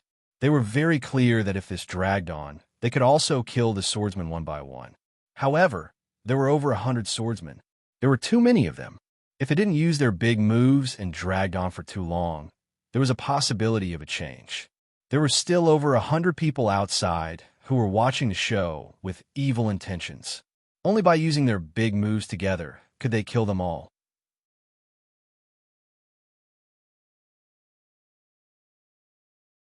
Chapter 9:18. Lu Xiaoyi originally wanted to train these swordsman brothers, but when the battle began, he knew that even though the training might seem realistic, it also meant that there would be casualties. He had overestimated the strength of his brothers, and also overestimated his own teaching. Even though they were a lot stronger than before, they still had no chance of winning against an original leveled cultivator. Most importantly, none of them could break through his defense with a single strike. This was the source of the awkwardness. At the same time, he also realized that the sword formation was lacking something. It lacked a sword technique that could gather the strength of all the swordsmen into a single sword. He didn't think about it before, but it was easy for him to gather a single sword. But for these brothers of different origins to gather a single sword, it was very difficult. First, they would need a common martial art. For example, Xiao Ying's jade tempering technique. Previously, the swordsmen were still very conflicted about this. But after this battle with Yuan Ying, they finally understood the benefits of having a common martial art. From the extremely concealed way in which the three Yuan Ying were accumulating their strength, he could feel the determination of his opponents to finish the battle in a single strike. This came from his deep understanding of the 5 elements, allowing him to discover the truth from the changes of the 5 elements particles in the air. He didn't inform the swordsmen. For their current level, the warning would be even worse. Let them think of a way to endure it. Suffering and death was also an indispensable part of growth. His wandering figure began to shift to the side. Just like what he had always done, he was now closer to Lin Kuan and Taoist Guishi. In terms of psychological pressure, these two Yuan Ying were more likely to be attacked. But this was merely a psychological guidance before the attack. To him, this small difference in distance was the same no matter who he attacked. But if he were to shift to a side, it would result in 2 consequences. Taoist Guishi and Taoist Lin Kuan would have some misgivings when they attacked. Because of these misgivings, there would be a slight delay in their attacks.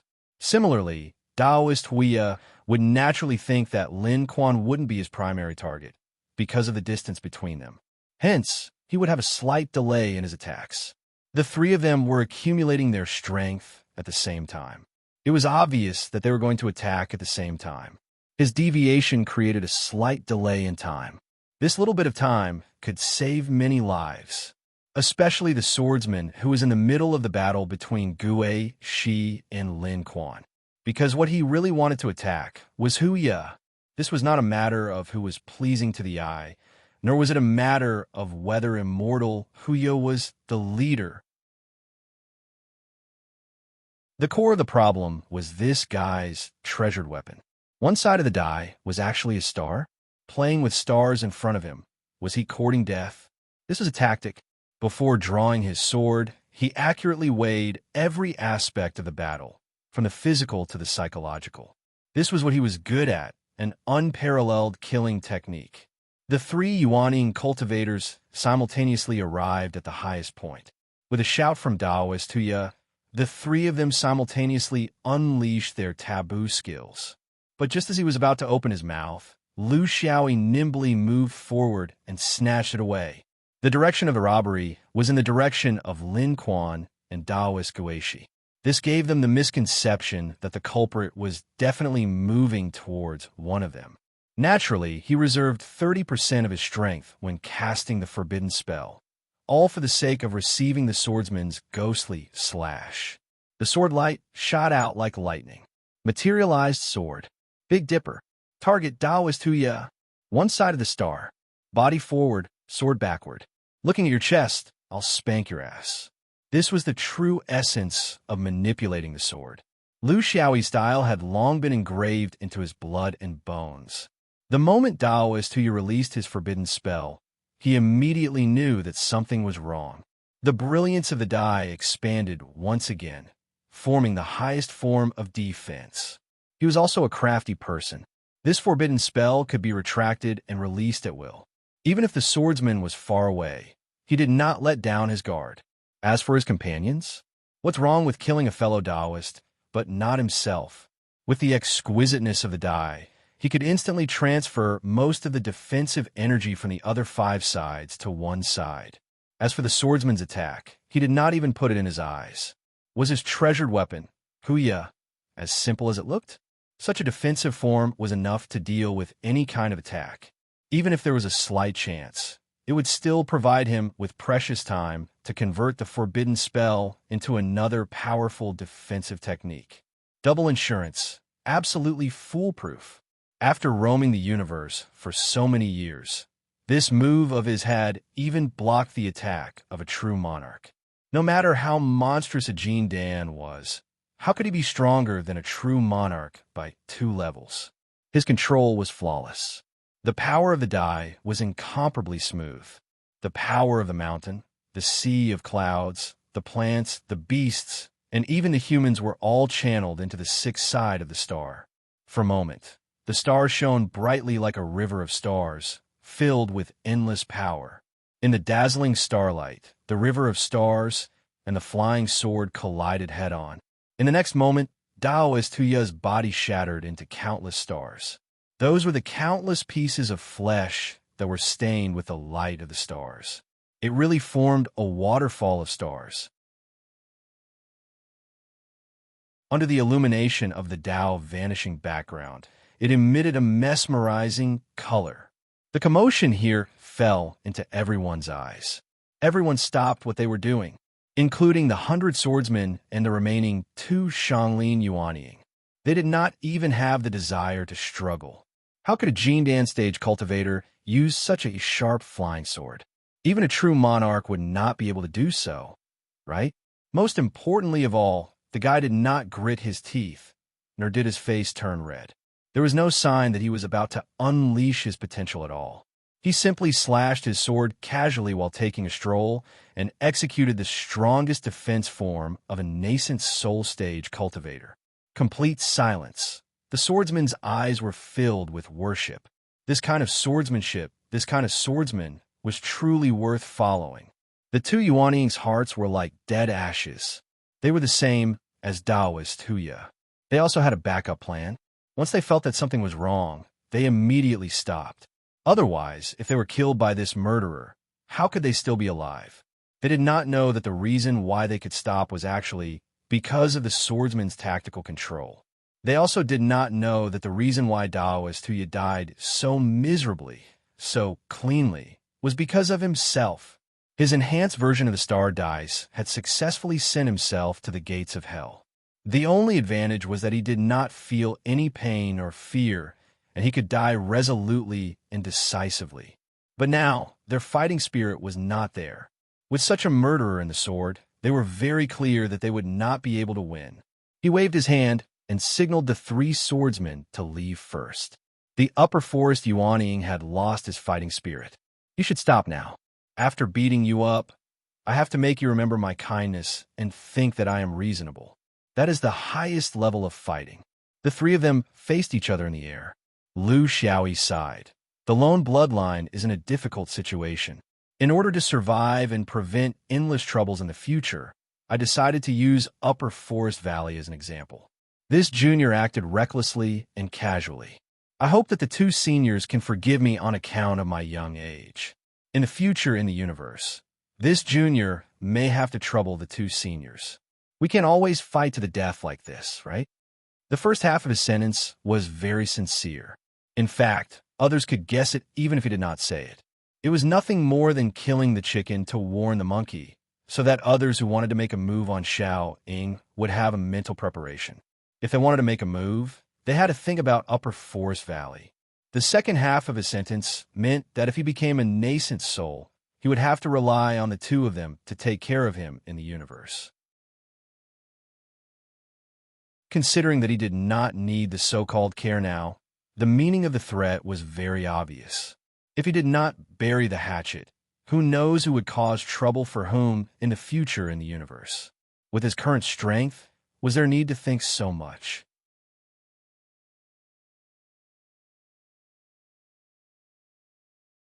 Chapter 919. P.S. It's going to be the New Year soon. I'm running out of food at home. Not to mention the smell of oil. Even the cabbage has to be counted in slices. Dear readers, please do me a favor and let some slip through your fingers. In the sea of clouds outside the 7 continents of Xianglin, a Taoist was flying on a cloud. He was in a bad mood, as the development of the situation was beyond his imagination. He was also struggling because a perfected cultivator was involved in a dispute at the level of Jindan. If this were to spread, he would not be able to defend himself. Even if it was theoretically his own inland valley, the development of the situation was still worse than he had imagined. Under the situation where the gold core cultivators had the upper hand, they were slaughtered like dogs. Another nascent soul cultivator was killed when he attacked, and the remaining 2 simply pretended to be cowards from the beginning to the end. The Xianglin cultivators were the ones being pushed to the ground in this battle at the entrance of Xianglin. This could not happen. Even if he would be known as a bully, he had to stand up. Otherwise, Xianglin Valley would not be able to stand on its own in the future. If anyone dared to harass, threaten, and kill them, what was the point of having a racetrack? He had already thought it through. Slaughtering this group of people was not advisable. It was a recipe for disaster. He could not even kill the leader because he had another identity as a disciple of the free and unfettered travel sect. However, he had to kill some of the individual swordsmen. They had no roots and no backing. Killing some of them would leave an impression on the others that Xianglin Valley was not a place where anyone could come and go freely. How to control the scale was something a grand cultivator like him had to consider. He could not let these people return in one piece. If they returned, Xianglin 7 continents would lose face. This distance was nothing to a perfected cultivator. He was confident that he could stop these people before they left Xianglin Valley. However, there was a faint presence in front of him that was cutting him off. A Taoist appeared in his sight. Theoretically, he should have sensed him before he saw him. However, seeing and feeling in sync meant that he was already in the other party's perception. In other words, he was within the other party's attack range. Perfected lords were a very small circle. There were very few perfected lords in Zhou who did not know them. When perfected Lord Huya saw this person, he could not help but narrow his eyes, his heart pounding. This person in front of him was not a perfected lord from a side door, but a powerful perfected lord from Taishan Middle Yellow. Perfected Lord Taishan was all smiles. The moment he saw perfected Lord Huya, it was as if he had seen an old friend. Old friends meeting each other is especially intimate. Since we're in Upper Forest, as the host, you should treat me to a few drinks. After he finished speaking, he walked away, not even giving the guest a chance to refuse. How could true Lord Huya not understand what he meant? This was a clear message to him. Don't make a move, don't stick your head out. Let's all have a drink and save some face. Otherwise, true monarch Huya was frowning. He could not refuse, and he could not shed all pretense of cordiality. This was because he was an Een master, while the other party was a primordial spirit. He was from the unorthodox sect, while the other party was from the upper sect. But why was it perfected Lord Taishan, not the real, unfettered immortal? Did Taoists start with the same long johns? Perfected Lord Lin Quan approached from another direction. Similarly, an aura blocked his way. Although he did not know who it was, the Qingwei vital qi that was highly recognizable in Zhou could not be faked. A voice said rudely, "Back off. The damage in Upper Forest is but 100 years of suffering. Know your shame and change. There's still room for a comeback. Otherwise, if you insist on going your own way when the nest is overturned, how can any egg remain intact?" Perfected Lord Lin Kuan was in a miserable state. What did it mean to know shame? Wasn't it just being too close to Buddhism? This perfected lord of Qingwei immortal sect was a blatant threat. This was not strange. Among the 7 Taoist sects, Taoist Qingwei had always been known for being overbearing.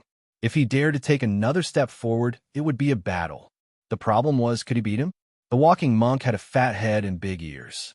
In the upper realm of Zhou Xian, he was a very special existence. His Buddhist cultivation had reached the peak, and few people could reach the level of perfected Lord. However, he did not belong to the 2 major Buddhist sections. He had always been alone and did not like to roam the universe. However, he liked to mingle in the mortal world. This was also one of the characteristics of Buddhism. They could not leave their faith and preferred places with people. 2 auras came from the front. One was unfettered and unruly, while the other was mysterious. They did not move forward, nor did they dodge. They just stayed in the air without saying a word. However, their true meaning could not be more obvious. The monk played in the mortal world. He could pick up and let go, and he could do anything shamelessly. This old monk, has eaten something bad recently. Even my brain is muddled. Isn't this the direction to Lanlu? Why did I come to Upper Forest? Did I go the wrong way? He turned around and left without hesitation. Lu Xiaoyi and his group of swordsmen knew nothing about this. They rushed as fast as lightning toward their target, little land of Hua. That was a stable place that never participated in the internal conflicts of the realm. It was known for its permanent neutrality. They would leave through the spatial rift there and directly return to Zhaoying realm.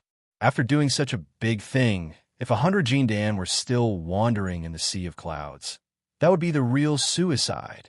The gamblers also went their separate ways there. Very soon, everything that happened in Upper Forest would spread throughout the entire realm. It would become the most explosive example of an internal conflict in recent years. It would also let everyone understand the current attitude of Zhaoying's sword palace when it came to plotting against them. There were benefits. All the conspirators would think carefully before they acted. Was it worth it to take the initiative to provoke these lunatics? Of course, most of the small forces that did not have any immediate interests would choose not to participate. There were also disadvantages. A tall tree attracts the wind, and if one was popular, there would be trouble. Especially for Lu Xiaoyi, who was the leader. No one knew what was waiting for him. A few months later, Lu Xiaoyi was meditating. After tens of years of hard work, and with the support of the Constellation Ocean Treasure Mirror, his cultivation had reached the late stage of Jindan.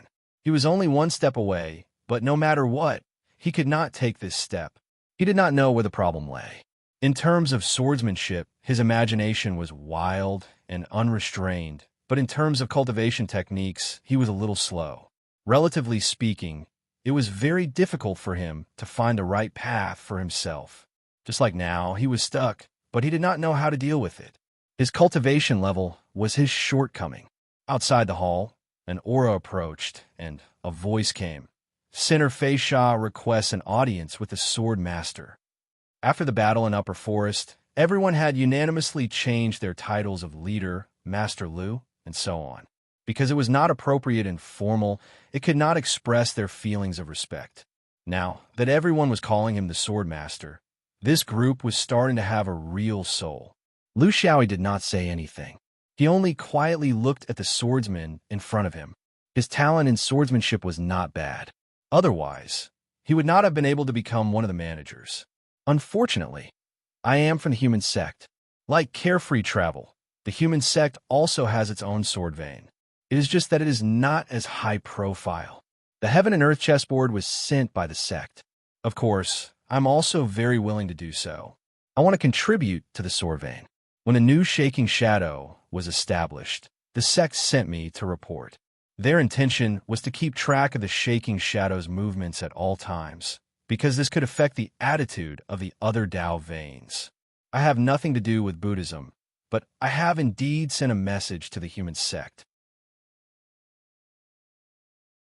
I hope that the sect can provide us with assistance in Upper Forest, especially at the higher levels, As a swordsman, I am actually undercover in the sword vein. This is a disgrace. I have let my brothers down. I will not object to the sword master's punishment.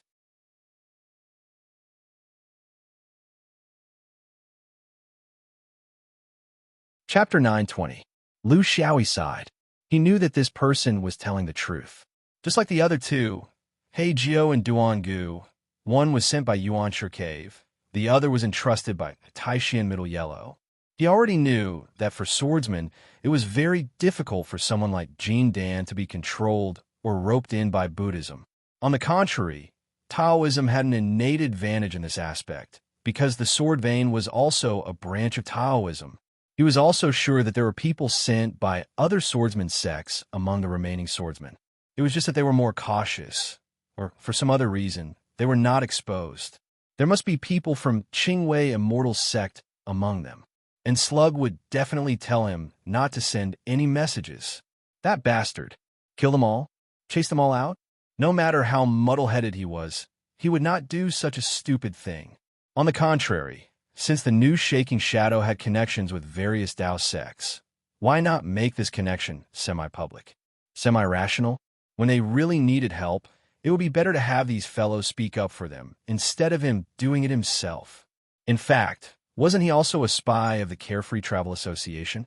He did not dislike being a spy at all now, because he was the biggest spy in Zhou. Not only was he a spy in Shaking Shadow, he was also a spy in Xiao Yaoyu, and even in the upper realm of Zhou. Being a spy was a very honorable profession. There was nothing to be ashamed of. You're the last one to come. He Jiao is from Primeval. Duan Gu is Tai Xian's lackey. What about you? You're from the unfamiliar human sect, and I'm from Carefree Travel. And I know that the remaining sects, Creation Innumerable, Yellow Court Sect, and Qingwei Immortal Sect, all have people here. Fei Sha was very embarrassed. She did not know what the sword master meant. Lu Xiaoyi harumphed. Our new Shaking Shadow realm was not established to target anyone. It's not Taoism, and it's not even Buddhism. We just want to live according to the swordsman's way of life. That's all. But I thought that you didn't want to destroy the new Shaking Shadow sect, and that you were just hesitating between the Shaking Shadow sect and the original sect? Fei Sha said firmly, Swordmaster, please believe me. I have never thought of harming Yaoying, because I've always believed that I was a member of the Shadow Shaking stage. I'm willing to work for the human sect, and, similarly, I'm willing to die for the sword vein. If there's a conflict between the two, I'd rather end my own life than let down the sword vein. Lu Xiaoyi facepalmed. He Jiao and Broken Bones are also like what you said. This is difficult. A good woman doesn't marry two husbands. Some things are easy to think of and easy to say, but when you really meet with a problem, it's very difficult. These days, you guys haven't had it easy, right? Fei Shan nodded bitterly. During the battle in the upper forest, the three of them were thrown out of the sword formation. This had already aroused the suspicions of some people. For example, Che Xie, Song Rong, Zhou Fan, and the others were all sensitive people. However, there were some suspicions that should not be voiced out by them. Lu Xiaoyi thought for a while. Why don't we do this?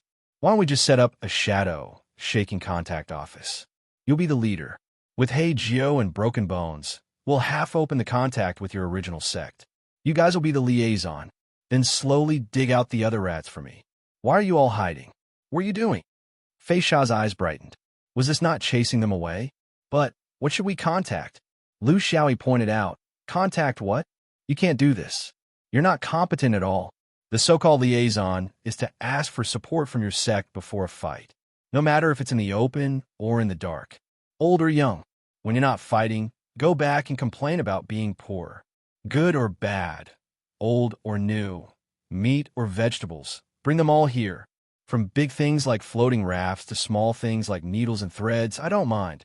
Say nice things like how the sword master admires Tao, how he's full of admiration and gratitude towards your respective sect, and how he's willing to stand on the front line against Buddhism for the survival of Taoists. Of course, you can say nice things, but don't accept missions. Do you understand what I'm saying? Fei Sha's forehead was sweating. He could see that he was going to be a double agent. But it didn't matter, right? He had to admit that this was a good way to remove the psychological burden on both sides. Shadow-shaking cultivators were so small and poor, while their sect was so big. It shouldn't be a big deal to swindle some things over, right? It wasn't like he was the only one who was swindling. Everyone was swindling. After sending Fei Sha away, Lu Xiaoyi shook his head. The cultivation world was complicated. How could it be so easy to separate them? In the cultivation world, it was impossible to make a clear distinction between one and the other. Take himself, for example. He was very complicated and had many secrets that he didn't dare to tell others. But this didn't affect his love for the sword. Just as Fei Sha left, another old man came in. Taoist Master Mao had a worried look on his face. Just now, I received a meeting from Taoists. They want to invite the Master of Shadow, Shaking Sword Palace, to participate in the Buddhist ceremony that will be held on the 10,000 Buddha continent 3 months later, the Yulan Buddhist Assembly. What do you think? Lu Xiaoyi chuckled. What do I think? It has nothing to do with me. Senior, you should go. Your realm is just right. Is it appropriate for a small Jin Dan like me to participate in that? Taoist Master Mao's eyes bulged. You really know how to push it. They specifically asked you to go. What's the matter with me going? Lu Xiaoyi was a little surprised. They asked me to go. Wait, could it be a Hongmen banquet? Is this the Buddhist idea? Or is it the Taoist idea? Taoist Master Mao spread his hands. I don't know either. Why don't you go back to Carefree Travel and ask? But from what I see, the Buddhists and Taoists probably want you to go too. But you don't have to worry. It's not just you. There's a big group of people. Just the Taoists alone will send people from all the Taoists. There will be perfected monarchs and perfected masters. These are the main invitees. There will be a few Jin Dan too. You guys have been to the Taipu realm before. Lu Xiaoyi still didn't understand. Is the Yulan Buddhist Assembly that important? Do they invite Taoists in the past? What level are the invitees usually at? Senior, you have to explain it to me clearly. I have a bad feeling about this. Taoist Master Mao snorted. This guy was extremely daring. Was there anything he didn't dare to do? Bad feeling? He was just too lazy to lift his butt. He had caused too much trouble. This was like a shadow cat wintering. The Yulan Buddhist Assembly is held once every 100 years. It is held alternately between the 10,000 Buddhas and ascetic meditation continents. At that time, the 10,000 Buddhas will gather and there will be countless believers. It is the most important assembly of the Buddhist lineage. To the 2 Buddhist sects, this is a must. The Taoists are also invited to attend. This is a matter of courtesy, just like how the Taoists will also invite the eminent monks of the Buddhist sects to attend the assembly. Every Taoist sect will be invited without exception. The number of people will be decided by themselves. Usually, there will be 1 or 2 perfected monarchs and a few Yuanian representatives. The remaining 3,000 unorthodox sects will also be invited, depending on how close they are to the Buddhist lineage and so on. There will definitely be no danger. For such a Buddhist assembly, the host is most concerned about the safety of the cultivators, especially the safety of the Taoists. It's just like how we must protect the monks when we hold the Buddhist assembly. When can't you kill someone? Why must you do it now?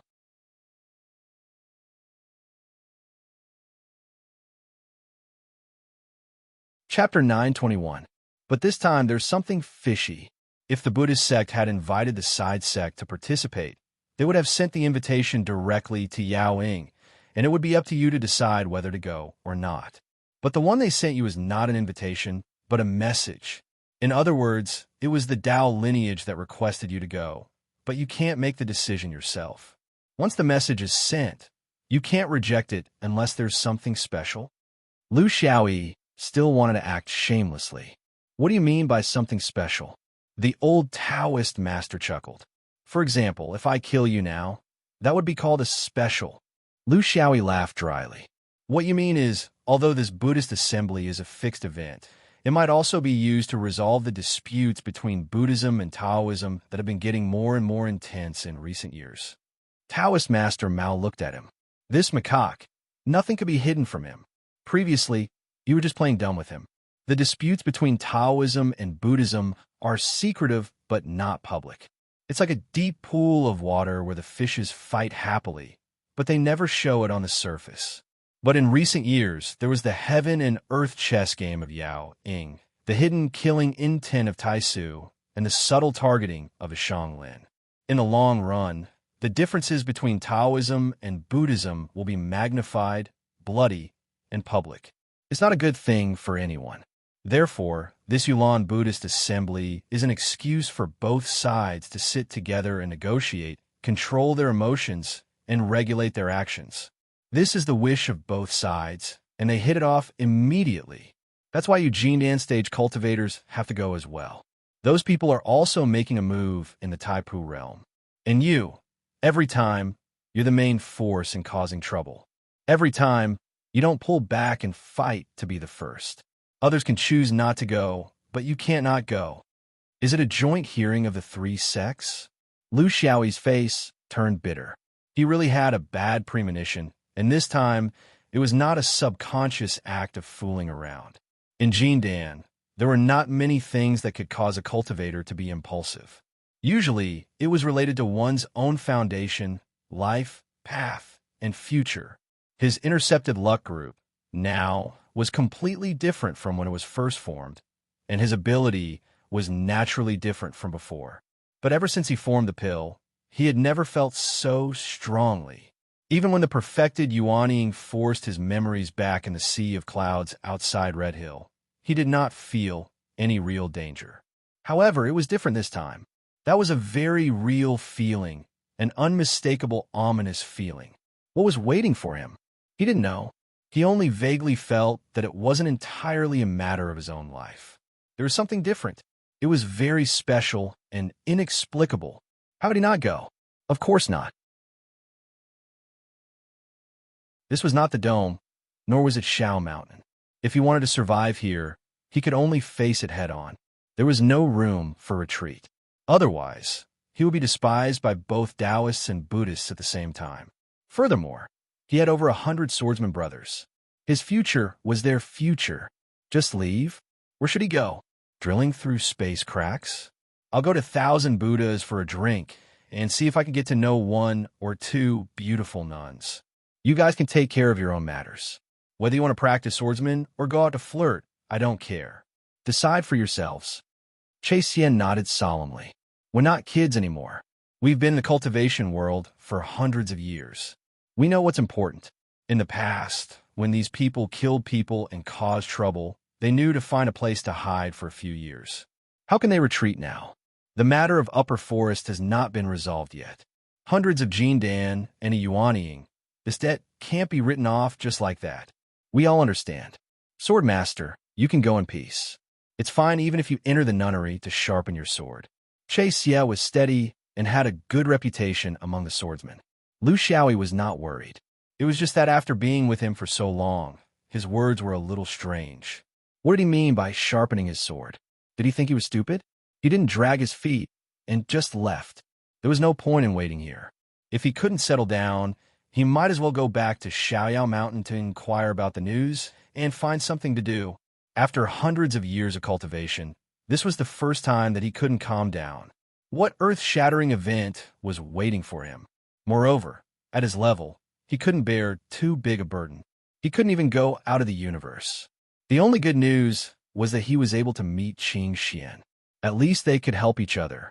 In his hundreds of years of cultivation, he had never had the thought of relying on others.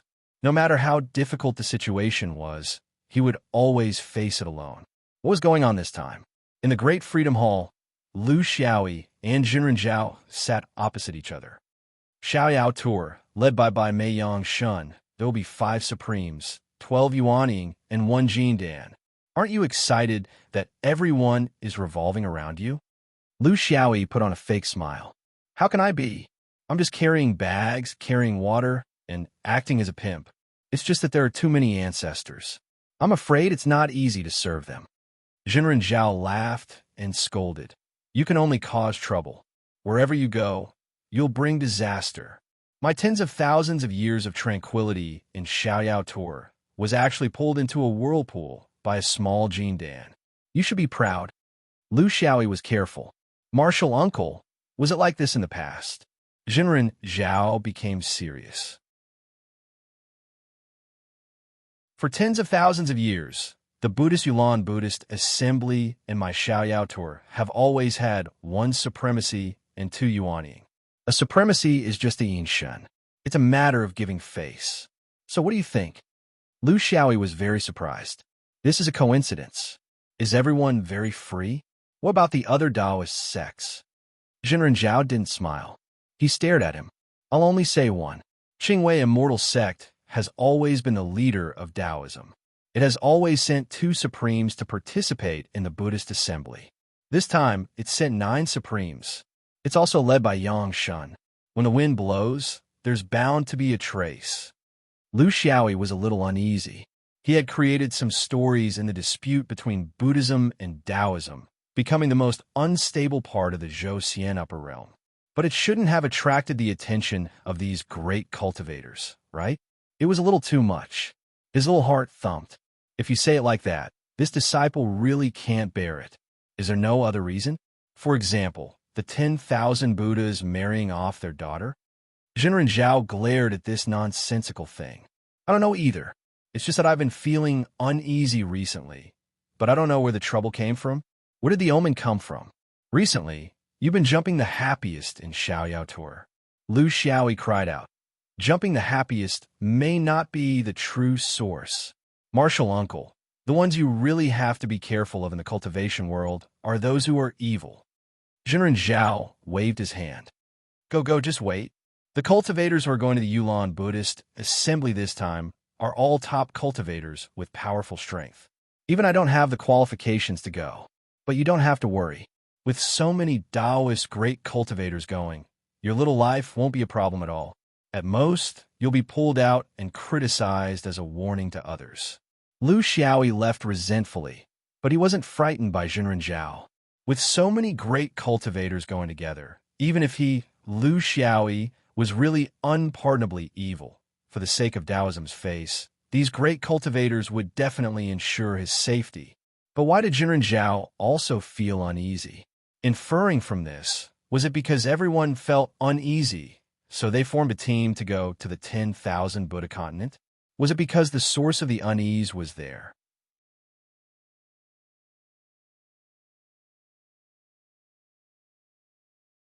Chapter 922. Lu Xiaoyi had nothing to do on Xiaoyao Mountain. He didn't even have someone to talk to. Senior Ka, while wasn't on the mountain, and Fan Tong and the others had gone to the outer land. He really didn't know many of the remaining people. He couldn't settle down to cultivate. Under normal circumstances, he wouldn't be able to break through the late Jean Dan, let alone in this state of absent-mindedness. This wasn't right. It was as if his feeling was stronger than the others.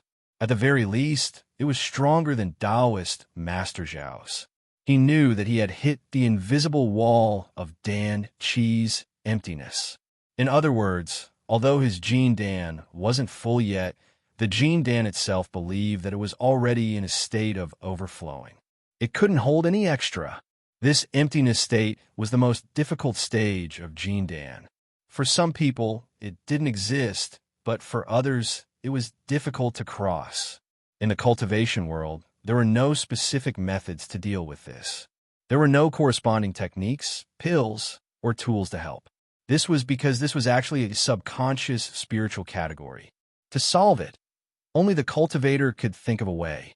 At this time, the elders would often advise the Jean Dan to travel around the world to broaden their minds, experience the world of mortals, and experience life and death. There were all kinds of stimulating methods. There were no precedents, and it was determined by the person. The only guidance was to not be deliberate. Don't learn from others. Only by forgetting your own emptiness barrier could you overcome it. Forgetting?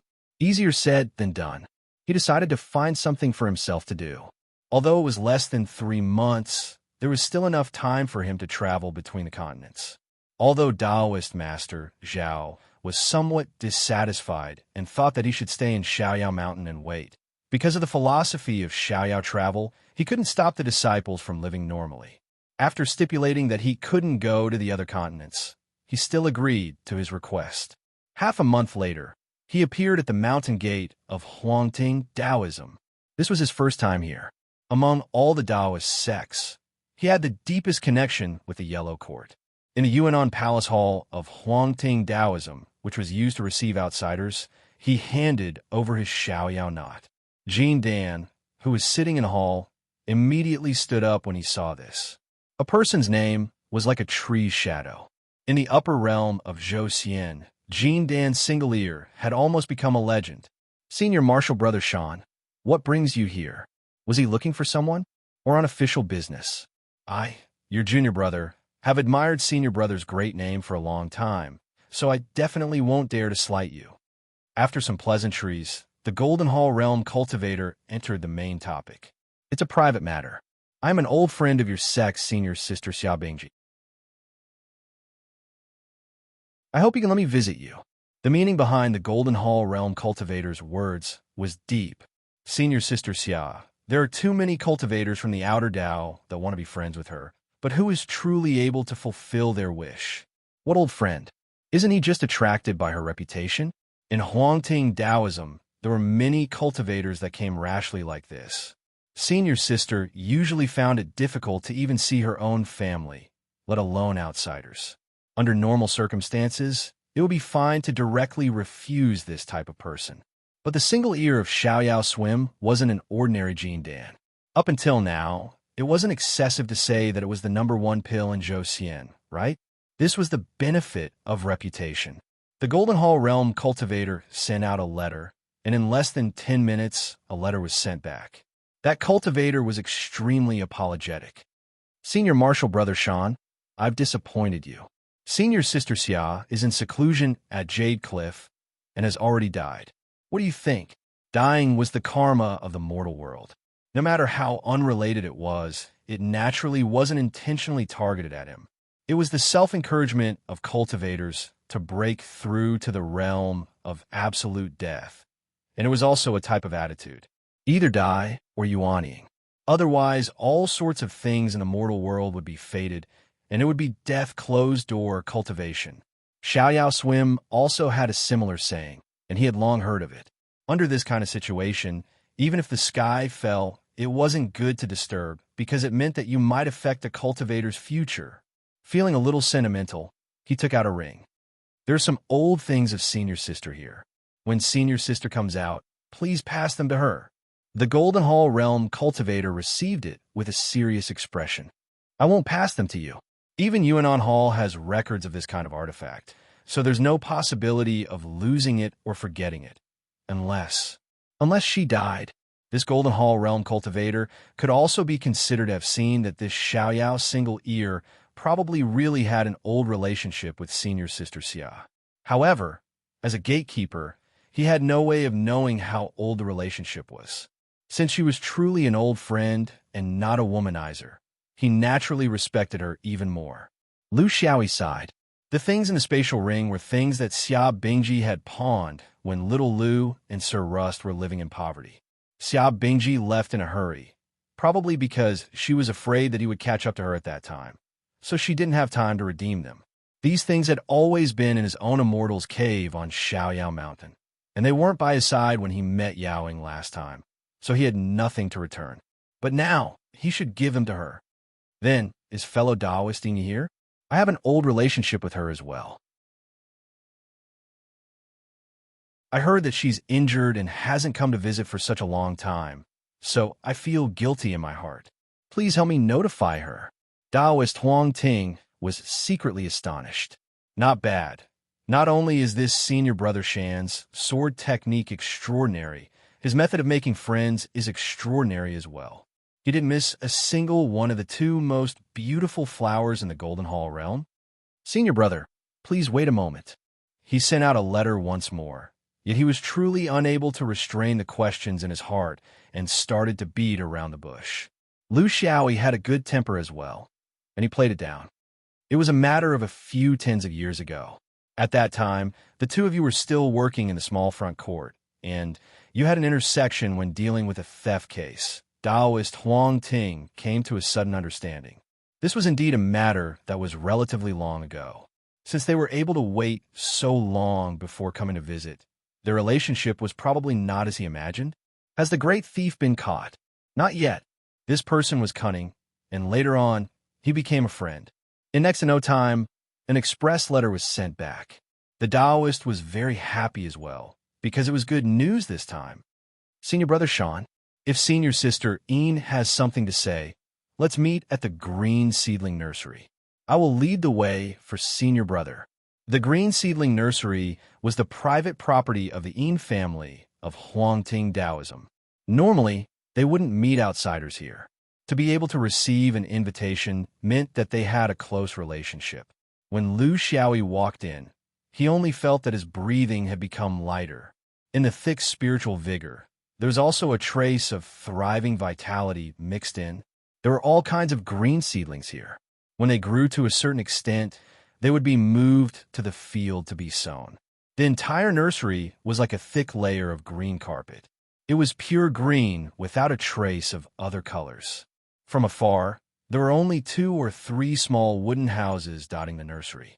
Because of the entanglement of the vines, the wooden houses couldn't be seen in their original color, as if they were green bulges. Occasionally, green kingfishers would fly by and peck at the green fleshworms. Their eyes were filled with green, as if they reflected the sky green. Silence was the main tone of this place. In such an environment, it wasn't good to casually use divine sense to explore. If he accidentally saw a few female farmers bathing, it would be troublesome. However, he wasn't a quiet person, and he wouldn't become quiet just because it was quiet here. Instead, he raised his voice. A duck, your brother Air is here, and you still haven't served me with good wine and meat. Your place is really not that good. I'm afraid that if I stay here for too long, even my hat will be dyed green.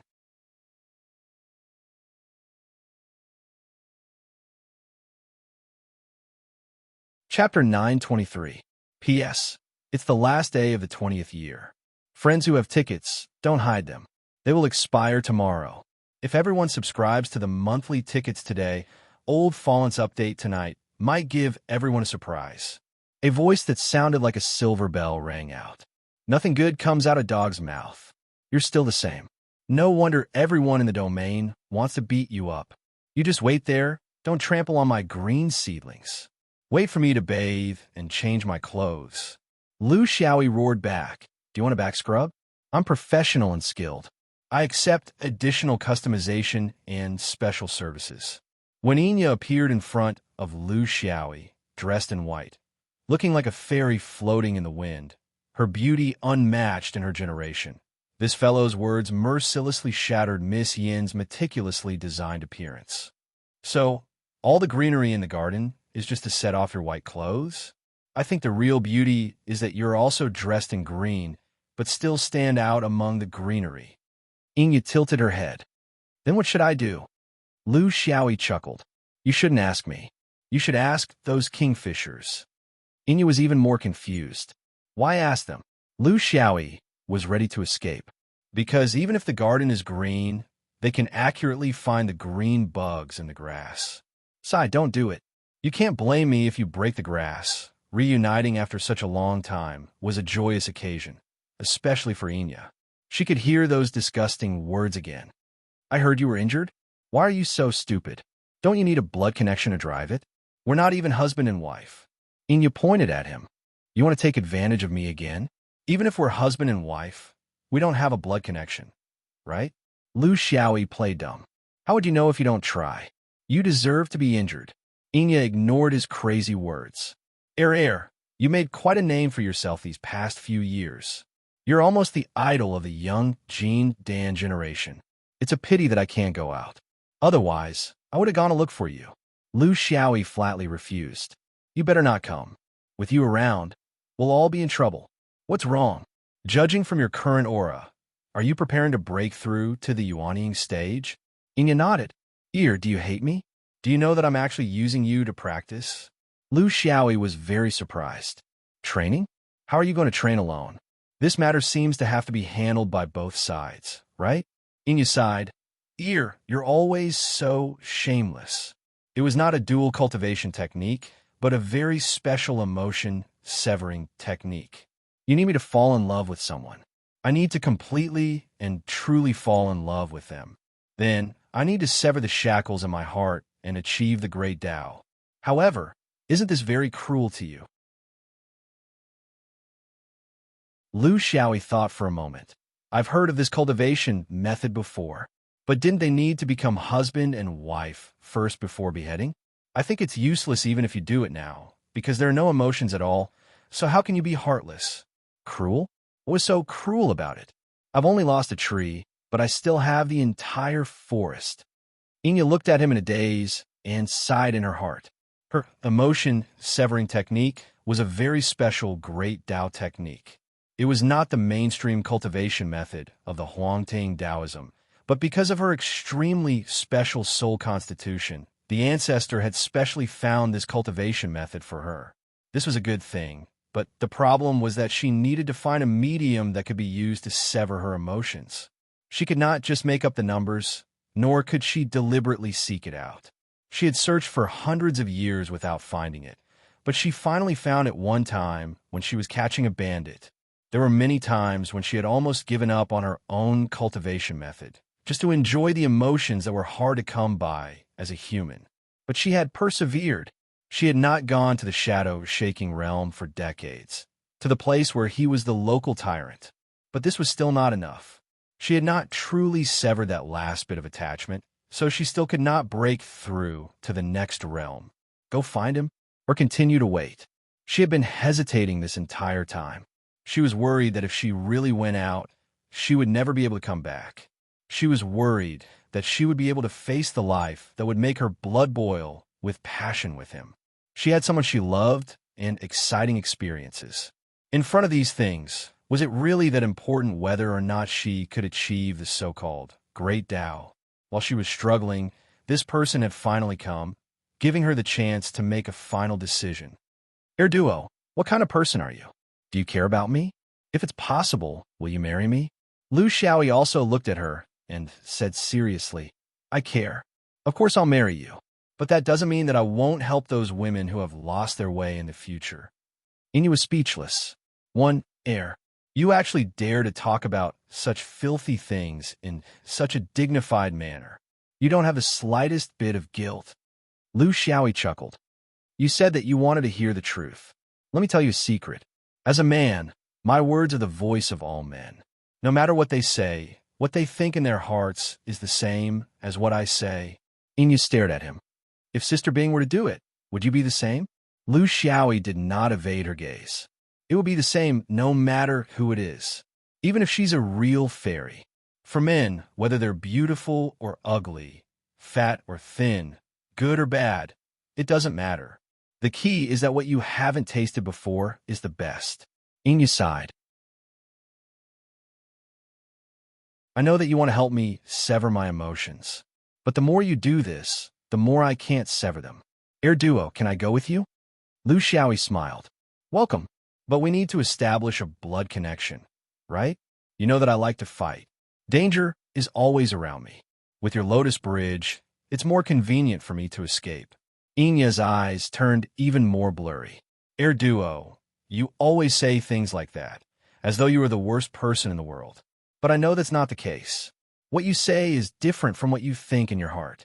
You want to help me, but the more you do this, the more it messes up my heart. The two of them repeated the endless emotional game that had been played since the beginning of the human race. The more shameless and disgusting Lu Xiaoyi was, the more reluctant Enya was to let him go. This was the biggest problem in the depths of her soul, a perverted reverse psychology. The Yin family's young god ancestor had probably seen through this, which was why he let her practice the emotion-severing cultivation technique. This was a decision to put her in a desperate situation. If not, Jean Dan would be Enya's iron top. A day later, the teary-eyed Enya had almost completely given up on her cultivation problem. She was focused on starting a new life. She wanted to be a husband and wife, be in love with each other, and grow old together. She stood up. Because of her absent-mindedness, she became a little weak. She looked at Lu Xiaoyi affectionately and said softly, I've decided. You can go. I want to sever my emotions and break through to the next realm. Lu Xiaoyi smiled and left. He did not say anything else. After this day, he was exhausted. It was even more tiring than yuaniing. Who created this cultivation technique? He was so bored that his head hurt. Did he have nothing better to do? He finally persevered to the trace of rebellion in the depths of Inya's soul. When he flew out of the green seedling garden, an old man dressed as an old farmer was weeding. He looked at Lu Xiaoyi, wrinkled his old face, and smiled. "Thank you, young man."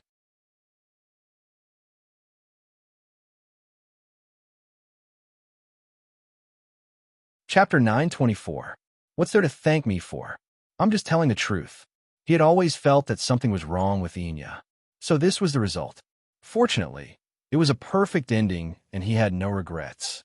He had nothing to be disappointed about. The only regret was that this woman's so-called emotional severing was too illusory and not realistic at all. You should at least be an old friend before severing your emotional state, right? You won't lose any resources and the effect will be better, right? Since everything was over, he had no more worries. He didn't stay and went straight back to Xiaoyao. He hid in the cave and tried to break through the barrier. Although he didn't gain anything, his state of mind had finally calmed down. On this day, a clear ray of light shone down and a murmur entered their ears.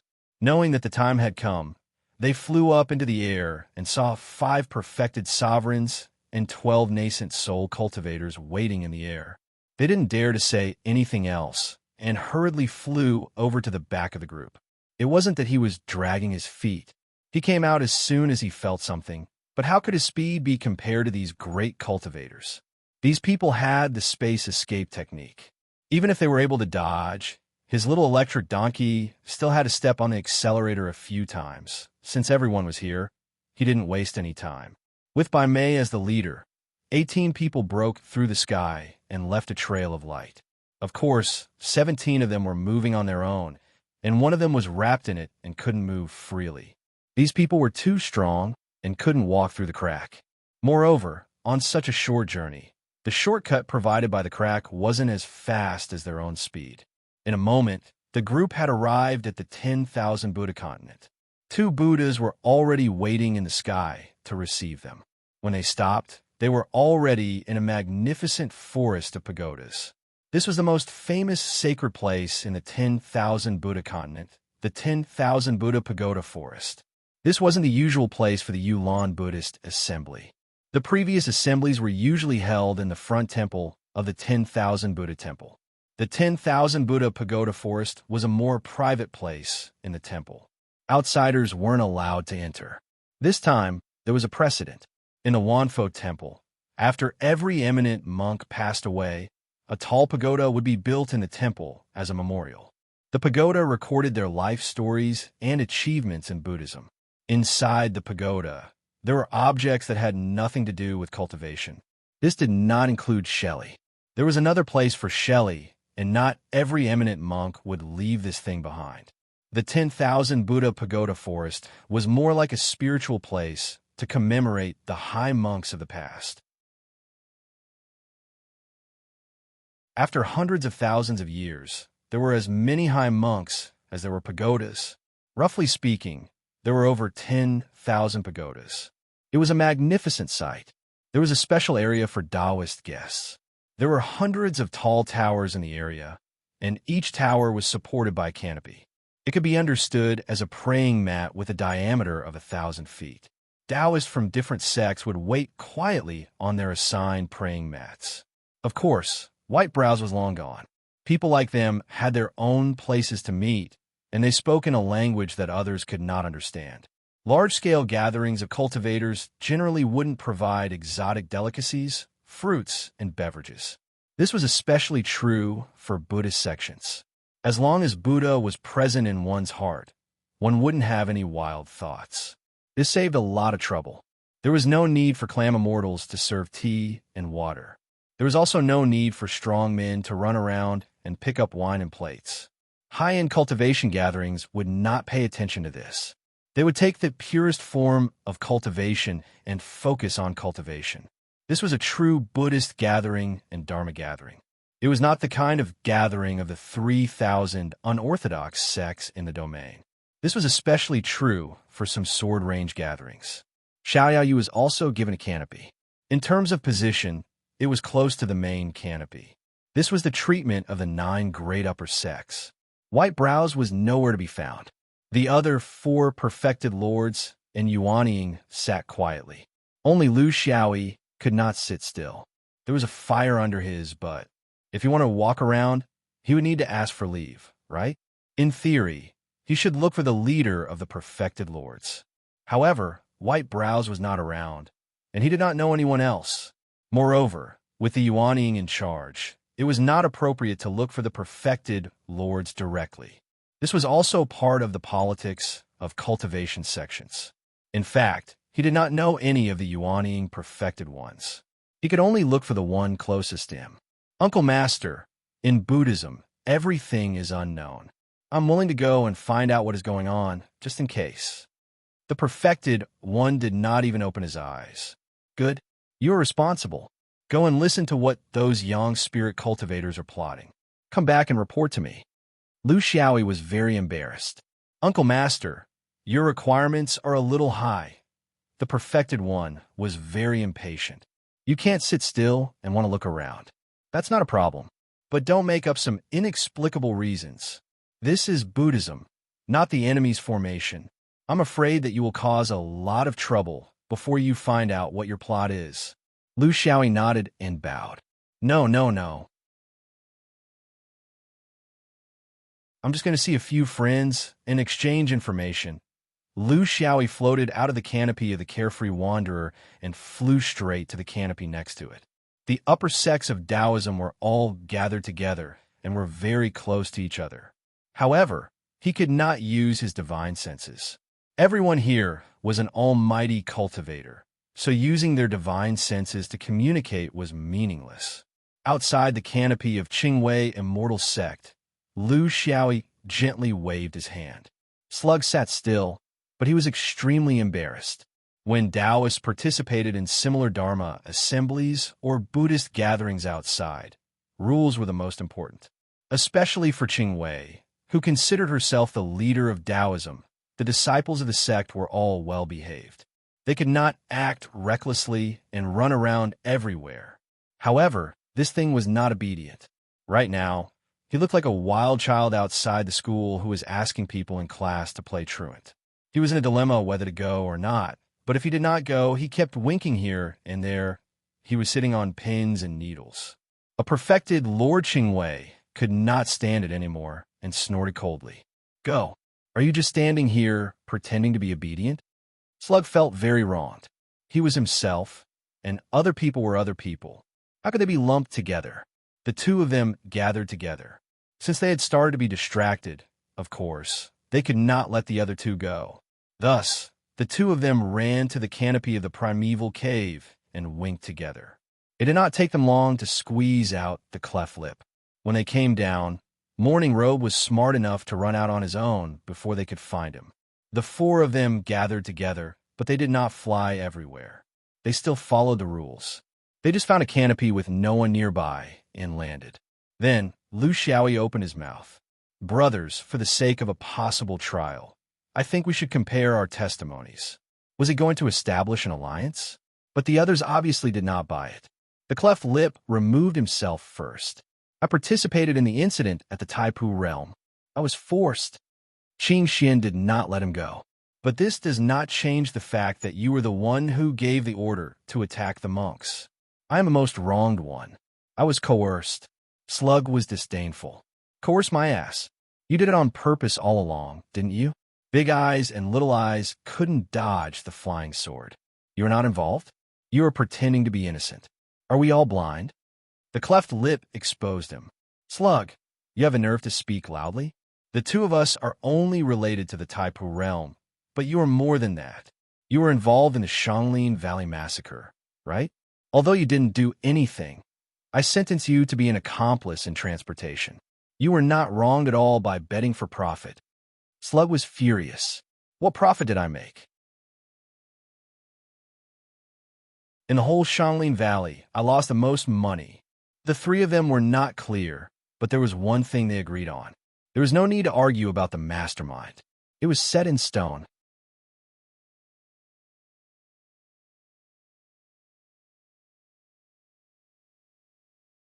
Chapter 925.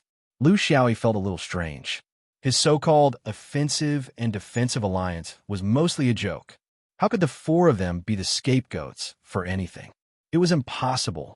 Even if the main temple of Thousand Buddha Temple was burned down, with so many Taoist perfected monarchs and perfected masters here, they would definitely be able to protect them.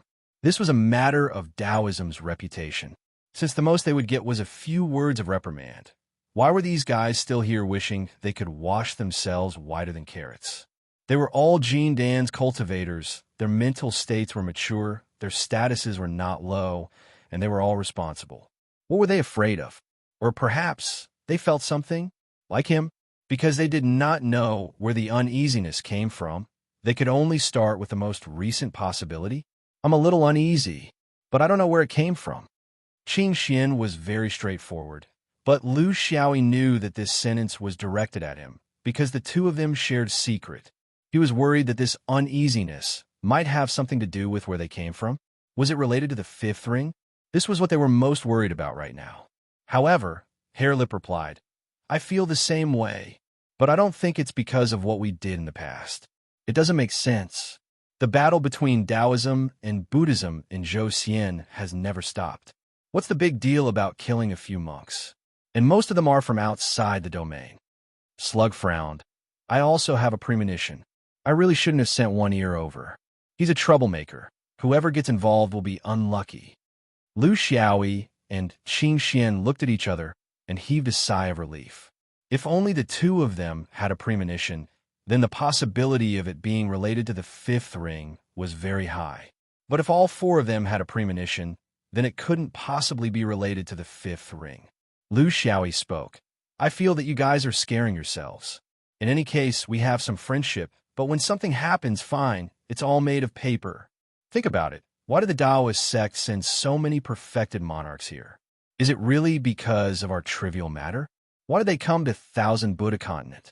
Is there any other possibility other than the Yulan Buddhist Assembly?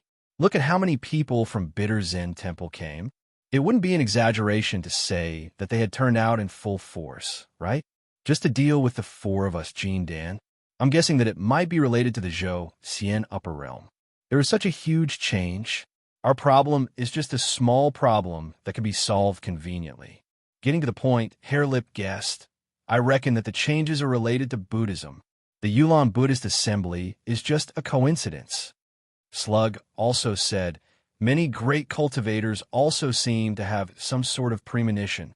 This is not a small matter. I agree with One Ear. If everyone has an ominous feeling, then it can only be related to Zhou Xian. Qing Xian, on the other hand, was enjoying the show. In fact, she also had the intention to take the initiative to divert the topic so that she could test the views of the people of Zhou Xian towards the outer region. It's a pity that we can't get in touch with cultivators from other realms. If people from other realms also have a premonition, could it be a big deal for the cultivation world of the entire universe? Hairlip shook his head. Impossible. As far as the intuition of a cultivator is concerned, the cultivators from other realms are different from us in Zhou. This is because the fate clouds in their minds have yet to appear, so their premonition ability is somewhat lacking. The few of them guessed back and forth, but they could not figure out the reason. This was very strange for a cultivator. They could not get in touch with cultivators of a higher level, nor could they join the real core. In their opinion, the judgment of those great cultivators of yang spirit was closer to the truth, right? The Yulan Buddhist Assembly this time could be said to be the grandest one in tens of thousands of years. Almost all the members of the two Buddhist sects were present, not only those who were in the region, but also those who hurried back. Although the 1,000 Buddhas still made many preparations for the assembly in an orderly manner and did their best, there was an uneasy atmosphere in the air. Cultivators with keen senses could feel it. After the small gathering, everyone returned to the canopy of their respective sections. To them, the only thing that gave them peace of mind was that even if the sky fell, there would be tall people to hold it up. There were quite a number of tall people here. The tallest ones were the Buddhas, and the second tallest ones were the Yuaning Bodhisattvas. As for them, Jindan Arhats, it was not their turn to shoulder the responsibility. They just had to listen to the tune, because it was on the dot. It arrived at noon and opened at dusk. This was the custom of the Buddhist sections. Whenever there was a great Buddha event, the time would start at dusk. In terms of the ritual, the Buddhist assembly was more complicated and detailed than the Taoist assembly. Not only were there thousands of bhikkhus chanting sutras, there were also hundreds of arhats chanting Sanskrit chants. The atmosphere was extremely good, and the entire 10,000 Buddhist pagoda was a real Buddhist world. Not only that, but all the mortal believers of the entire 10,000 Buddhist continent were also organized on this day to participate in the Yulon Buddhist assembly held in various places. Hundreds of millions of people were chanting at the same time. Under the convergence of their faith, the Taoists felt suffocated, as if the spiritual vigor around them had been stripped away. Of course, only the four little Jindan felt this way. The enlightened masters and true sovereigns did not care. In Lu Xiaoyi's eyes, all the solemnity was just a facade. The Buddhist chanting was ethereal, and in his ears it was just noise. The bliss in the hearts of the monks was his extreme annoyance. There was no other way. This was the personality of swordsman. Perhaps when he reached Yuanying, he would be able to comprehend by analogy, but right now, he could only be a cow chewing on peonies. Under such solemnity, of course, he could not be presumptuous. This was respect for the orthodoxy. Since he was here, he could not act according to his temperament. He had to follow the lead of the host. He was very distressed. He did not know how long this atmosphere would torture him. He definitely could not listen to the Buddhist scriptures. He could close his eyes and not look at the ceremony in front of him, but he could not stop the sound from drilling into his ears.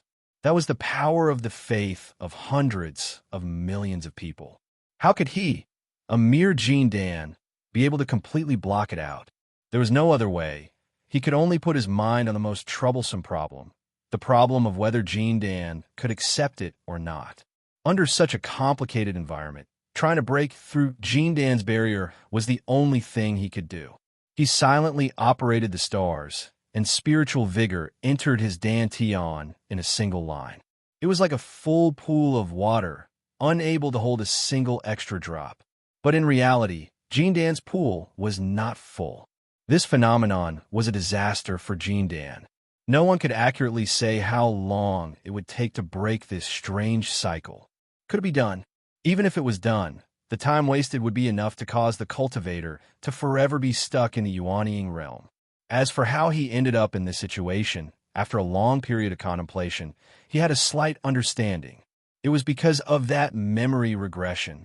When memories were forcefully changed, there would definitely be consequences. He did not notice it at that time.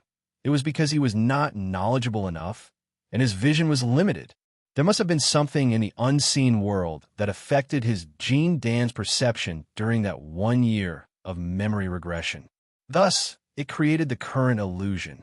He thought that this was a good experience. He could reminisce about the past, and he could hold hand with the beauty. But there was nothing that did not come with a price. Perhaps it was that Yuanying's last resort that caused him to fall into a situation that he could not extricate himself from. He spun around in place, but time flew by quickly.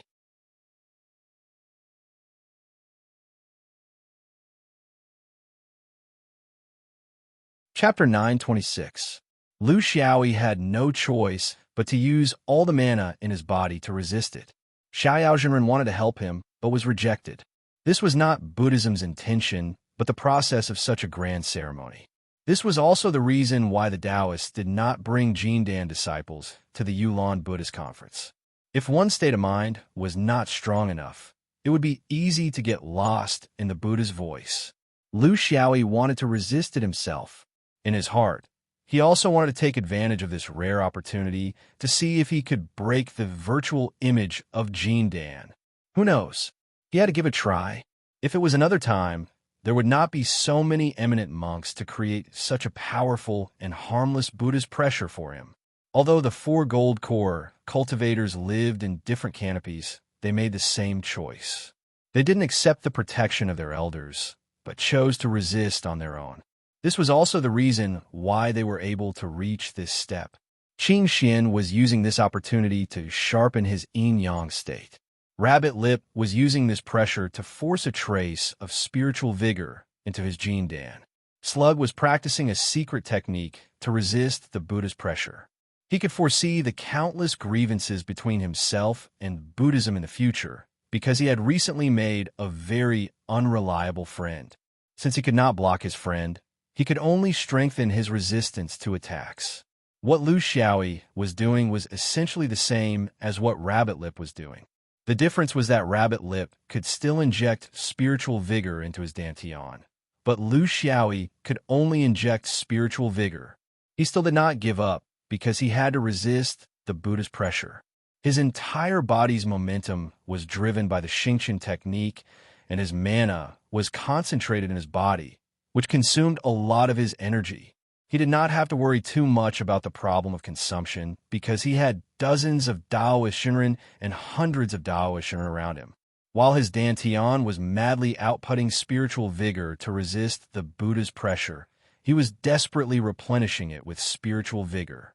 In this dynamic balance, he was trying to break the void barrier. This was a bit like using brute force to break through the barrier. To be honest, it was written in the ancient records of cultivation that it was the stupidest method. The success rate was almost zero. But he really did not have any better method now. He could not find the opportunity at all. Could it be that he could find another opportunity to rewind his memory? Don't let the void barrier be broken and the pool become smaller. The law is equal. There is no superior or inferior. With no self, no person, no sentient beings, and no longevity, if one cultivates all the good dharma, one will attain the Avadara Samkhya, Samkhya, Samkhya, Samkhya, Samkhya. Regarding all dharma, one should know, see, and understand without giving birth to dharma. All dharma is like a dream, an illusion, a bubble, or a shadow, like dew or lightning. One should observe it as it is. The speaker has nothing to say. He is a speaker. On the stage, there was an eminent monk giving a speech.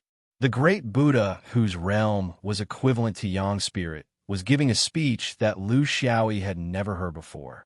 Even if he didn't understand it, he could understand something from the expression, tone, rhythm, atmosphere, and so on. This was what most Taoist cultivators were doing. But Lu Xiaoyi was a ghoul. Now he was gritting his teeth and fighting with the Jin Dan virtual barrier in his body.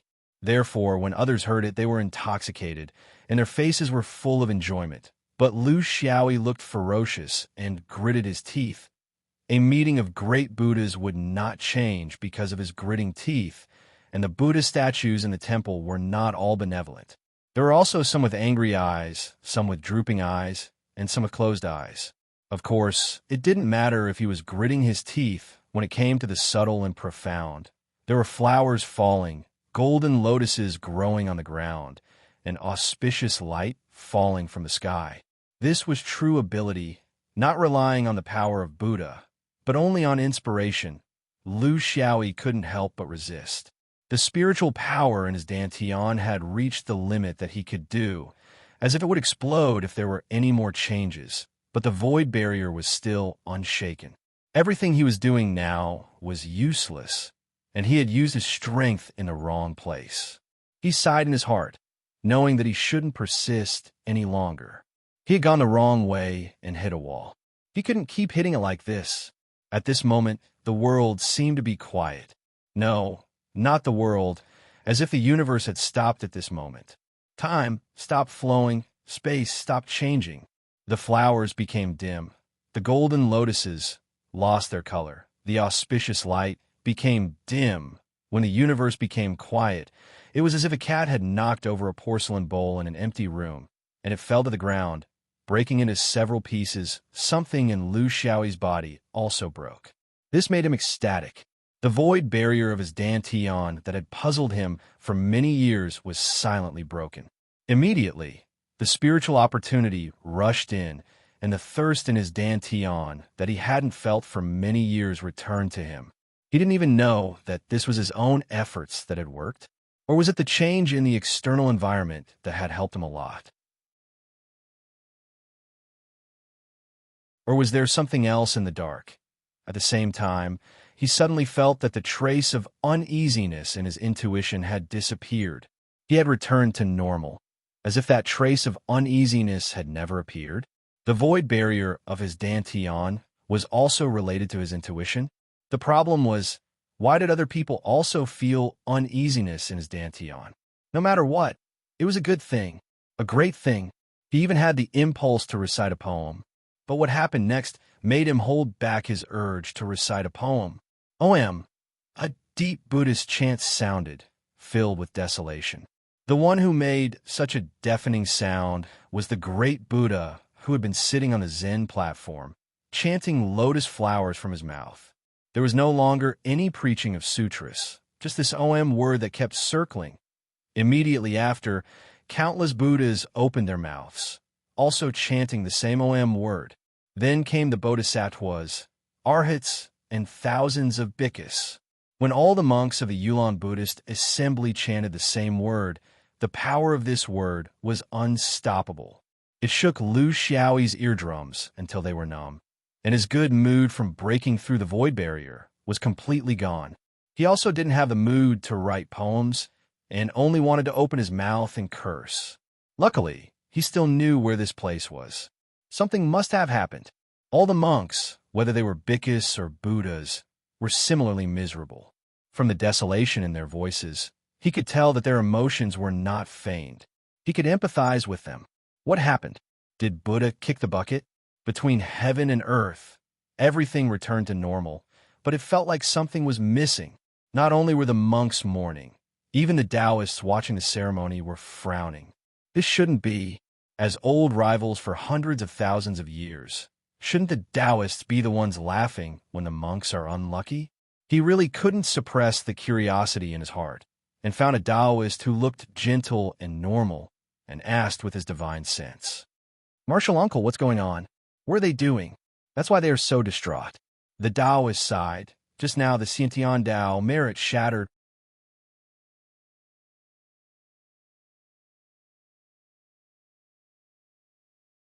Chapter 9:27. Lu Xiaoyi was dumbfounded. He wanted to ask again, but the perfected one looked like he could not open his mouth. Lu Xiaoyi could not help but scratch his head anxiously.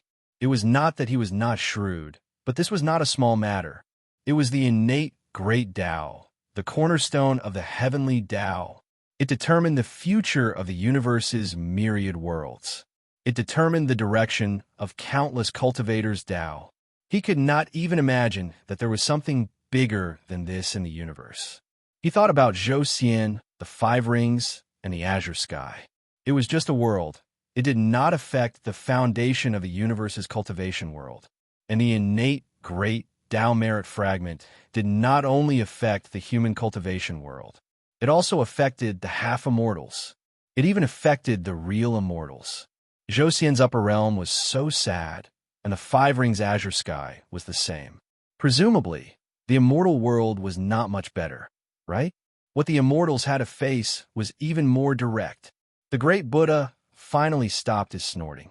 He continued to speak, but his voice was low and sorrowful.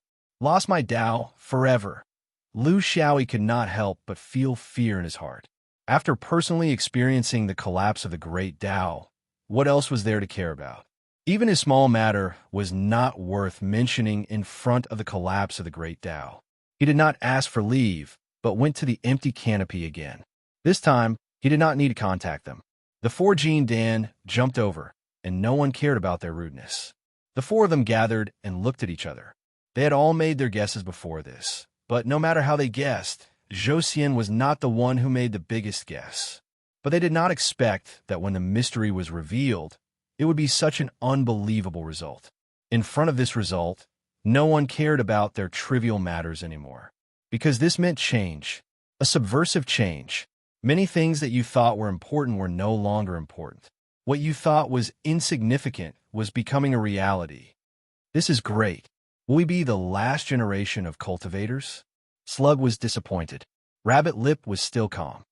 10,000 years ago, morality collapsed. The history of the sect recorded that this was the result of personal choice. 800 years ago, fate collapsed. The elders said that this was just a coincidence. Now, merit collapsed. Who dares to say that this is a coincidence?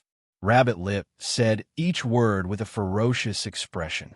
This is not a coincidence. This is a trend. I dare say that as the collapse of the Grand Tao progresses, this time will become faster and faster. In another few hundred years, as long as we can endure until we reach the Yuanying stage, we will definitely see the next innate Tao crumbling. One after another.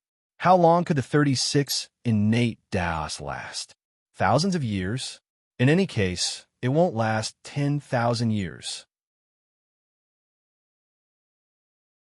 Qing Xian was also somewhat absent-minded. This is a new era, 125,000 years in an era. How many are we now?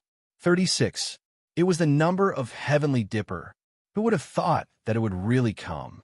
Will the universe enter the age of chaos? Among the 36 innate Taos, the first one to crumble was Tao of morals. This was an innate Tao that was more inclined towards Taoism. Taoists were more used to talking about morality every day, but Buddhists rarely did so. They had merit and virtue to replace it. Destiny, on the other hand, was a relatively neutral innate Tao. Both Taoism and Buddhism were talking about it, and placing great importance on it. As for merit, it was more inclined towards Buddhism. Very few people mentioned it in Taoism. In other words, 3 innate Taos had crumbled in the past 10,000 years. Both Taoism and Buddhism had reached Tai. This also meant that there was no such thing as Taoism and Buddhism disappearing, or Buddhism and Tao disappearing. The problem now was that everyone was finished. What did the crumbling of the innate Tao mean? It might not matter if one crumbled, as it would not affect the overall situation, but if it formed a trend and became a domino. This was the change of era that Qing Xian mentioned. In a mortal world, there would be a change of dynasties. The emperor and the ministers in power would change, and all the old order and structure would be shattered and restarted. It was the same in the cultivation world. It could be as small as a sect, a continent, a realm, or a universe. It could be as big as the entire universe being overturned and restarted.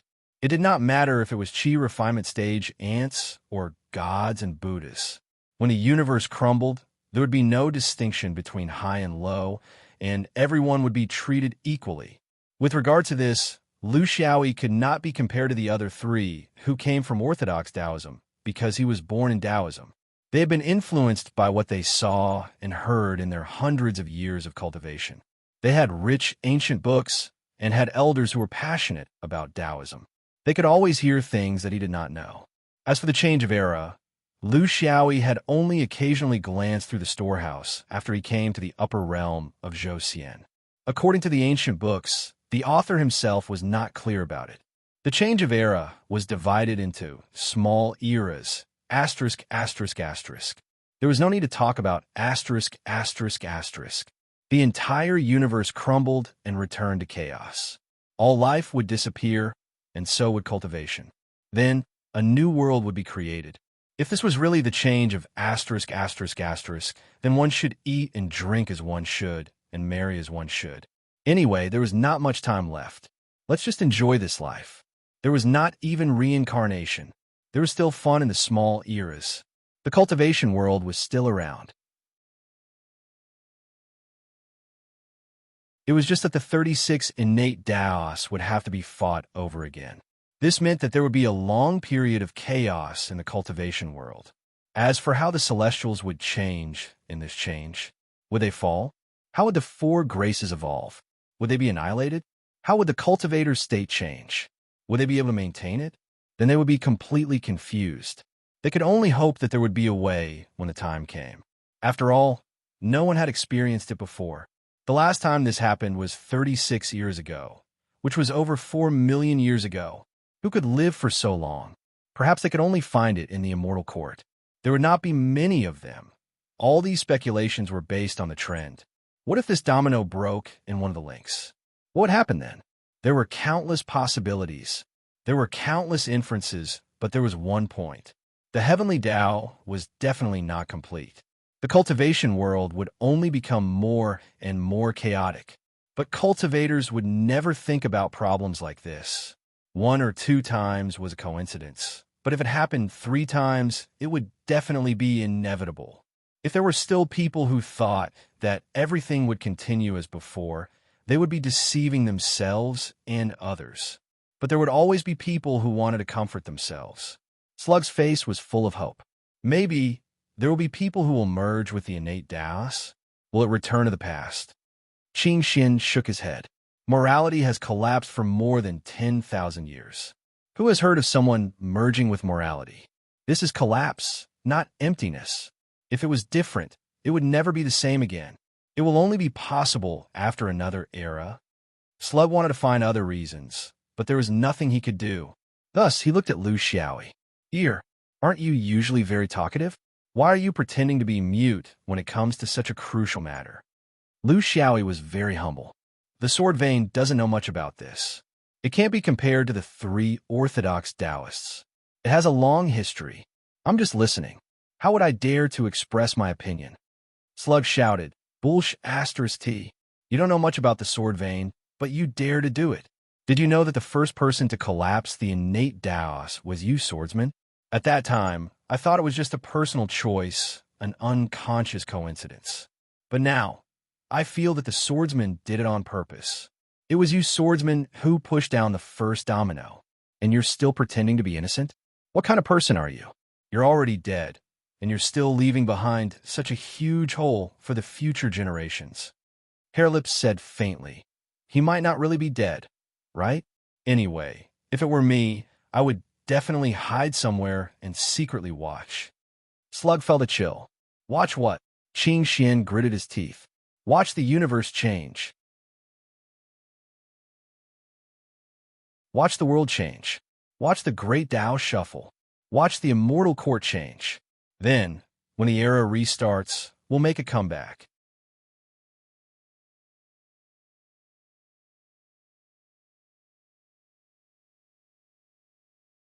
Chapter 928. P.S. Happy New Year. Wish you all the best. Also, I'm looking for guaranteed monthly votes and subscriptions. Whether he would eat meat or grass in 2021, it would all depend on his friend's help. Please. Lu Xiaoyi laughed. I didn't push them. What's the use of shouting at me? But if it were me, I would push them too. Seeing the 3 of them looking at him fiercely, Lu Xiaoyi knew that he couldn't anger them. So he smiled mysteriously. You should thank the sword vein. Thank the swordsman. You have to treat me to a meal because the sword vein gave you a chance. Seeing that the 3 of them were puzzled, Lu Xiaoyi lowered his voice.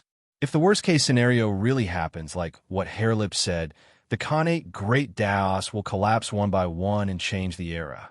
According to this trend, the time will be shorter and shorter. How long will it take for the 36 Khanate Great Taos to collapse? Qing Xin thought for a moment. More than 5,000 years, within 10 to 20,000 years. Everyone nodded and agreed with this judgment. After all, the Khanate Great Taos were extraordinary. It was impossible for them to collapse today and tomorrow. There had to be a gradual process. Lu Xiaoyi said softly, so those perfected lords and half-immortals now won't live that long. And during this period, they won't be able to merge those collapsed Khanate Great Taos. We are different.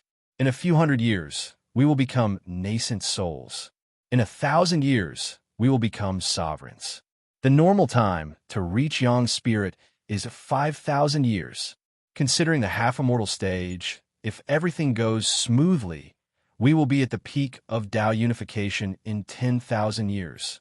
As long as we are in the right place, even pigs can fly. In front of us, there are 36 Khanate Great Taos waiting for us. What a good opportunity. Merge one, throw one away, hide one, as long as we can keep going. Tell me, didn't my sword ancestor create the best opportunity for you? Shouldn't you be grateful? Shouldn't you treat me to a meal? Shouldn't you respect me as your boss? Without that push, you guys wouldn't have been able to fart together. Fart together. Lu Xiaoyi painted an extremely big picture. Everyone knew that it might be a dream, but everyone was still unconsciously attracted by this dream. As a cultivator, who wouldn't want to? Even someone as experienced as a harelip, as straightforward as a slug, and as quiet as Qing Xian could not help but be attracted by this dream. Even though they knew that it might be illusory, they still could not help but think and yearn for it. Cultivators, that sword ancestor is really too evil. I'm almost certain that he did it on purpose. Qing Xian almost spilled the beans. Even though he was calm and experienced, he still couldn't control his mind in the face of such a drastic change. Harelip nodded. That's right. People like him who controlled the changing process of the epoch would definitely be treated differently from the great Tao that collapsed later on.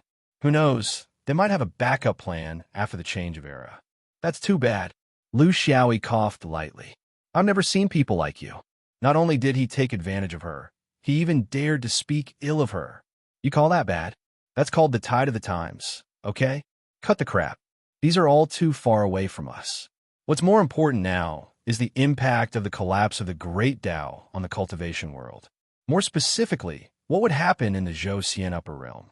Would there be a cultivation war? Would there be strong enemies from the outside? The rules of the heavenly Tao are supported by the 36 Khanate great Taos. A house has 36 pillars. It doesn't matter if a few of them fall, but if too many of them fall, there would definitely be an impact. From the room leaking air and rain to partial collapse, and finally to the ruins, how big of an impact would this have on us? Regarding this, Harelip had a different opinion. I understand the behavior of the cultivation world in the Zhou Xian upper realm very well. Forgive me for being blunt, but at least for a few hundred years, before the news spreads completely, the overall situation in the cultivation world will not worsen. On the contrary, it will be better. This is because Taoists and Buddhists will no longer spend their energy on fighting each other.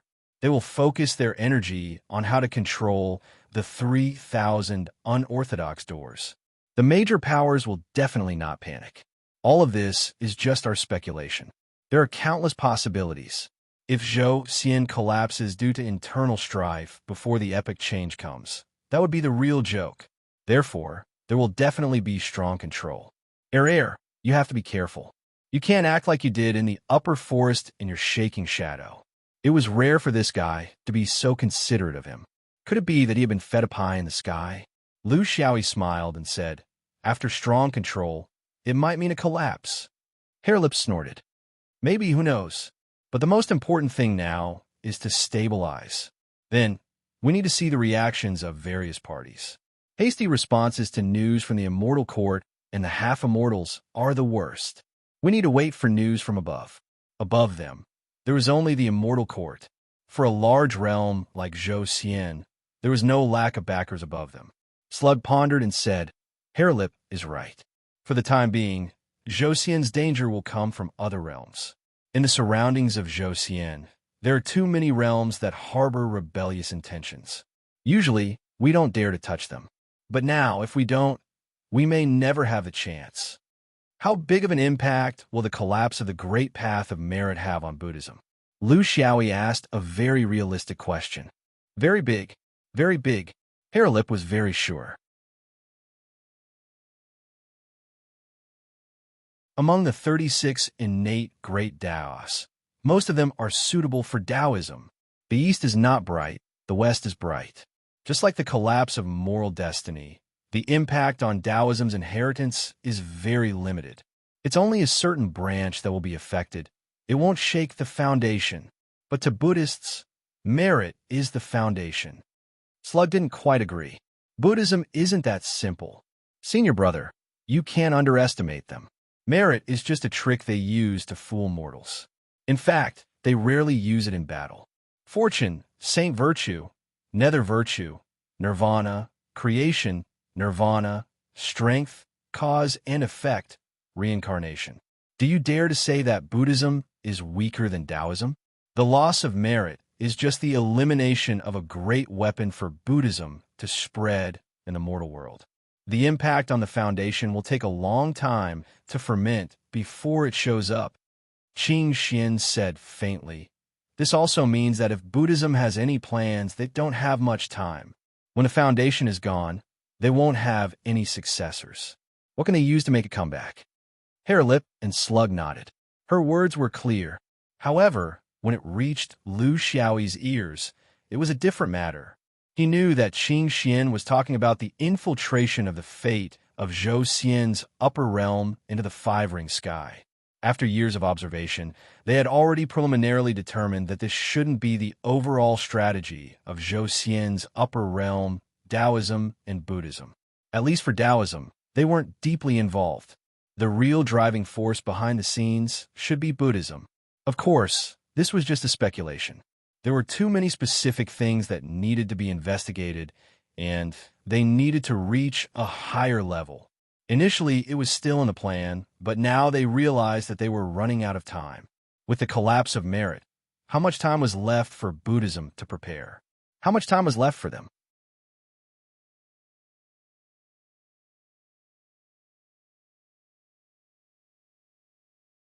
Chapter 929. P.S. Life is tough. Piracy is rampant. The author's life is also tough. His hair is all gone, and he can't even afford a wig. He can't even go out to meet people. Please subscribe to the original Chidian. To you, it's just some money for breakfast, but to old Zhua, it's timely help. No matter how persistent the great Buddha was, it would be difficult to continue the Buddhist conference if the people's hearts were scattered. You couldn't unite a group of disordered cultivators, just like how you could face a group of hesitant scholars when the imperial examination system was terminated. The news was strictly prohibited from leaking out. But in fact, Yuanying and Jinjuan could sense it with their own senses, not to mention thousands of monks. The object of the prohibition was only targeted at the 3,000 unorthodox groups. But considering that there were also Jinjuan and Jinjuan in the unorthodox groups, only God knew how effective such a prohibition would be. The relationships in the world of cultivation were as dense as a web with their own channels. Unless there were some deeply hidden secrets, things like the collapse of Tao could not be hidden from people. The ceremony was still going on, but it was completely a formality. The Jinjuan and Buddhas were very busy. They were busy with meetings, collecting information from the higher-ups, and making judgments. Their premonitions before the incident were much more accurate than Jean Dan's. They knew that the change was likely related to Buddhism, so they came in large numbers. But in the end, they waited for such a result. Yuanying and Bodhisattvas were also very busy. They had all kinds of guesses, asking about the higher-ups and suppressing the lower-ups to prevent some false and provocative news from spreading. Especially the Bodhisattvas who enlightened the large group of Luohan and Bhikkhu. One of the principles was that they could not be chaotic. Relatively speaking, there were only a few Taoist Golden Core cultivators, and they were all the best among the Golden Core cultivators. Their self-control was very strong, so the elders only told them not to believe in rumors. As for the rest, they were left to their own devices and were too lazy to care. The most important thing for the future of this world was to take care of oneself. The people's hearts were scattered. The four hairy people were still gathered on the empty canopy, chatting and farting. No one cared about their problems anymore. Now, everyone was facing a new, common, and bigger problem. Rabbit Lip was proud. I said it, right? But only one day passed, and the higher-ups passed down two conclusions. Firstly, the collapse of merit was just a coincidence. A half-immortal expert was in the process of fusing the Tao. Secondly, the immortal court has decreed that even if the worst-case scenario happens, it will only be a change of a minor epoch at best. The world of cultivators will not be greatly affected. Let's settle down. They all understood that these two were pure nonsense. None of them could be trusted. Their only purpose was to control the agitated emotions of the cultivators below, especially the first one. After the collapse of morality, there had been half-immortal experts trying to fuse with the Tao. What was the result? Even after tens of thousands of years, nothing came out of it. Such was fate. Even after 800 years, no one had ever succeeded. Why was it so fast when it came to merit? As for the second one, it was still ambiguous. It could be the reincarnation of a small era, or it could also be the cycle of reincarnation. It could only be said that the probability of a small era was much higher. Even the universe could not withstand the torment of multiple cycles of reincarnation.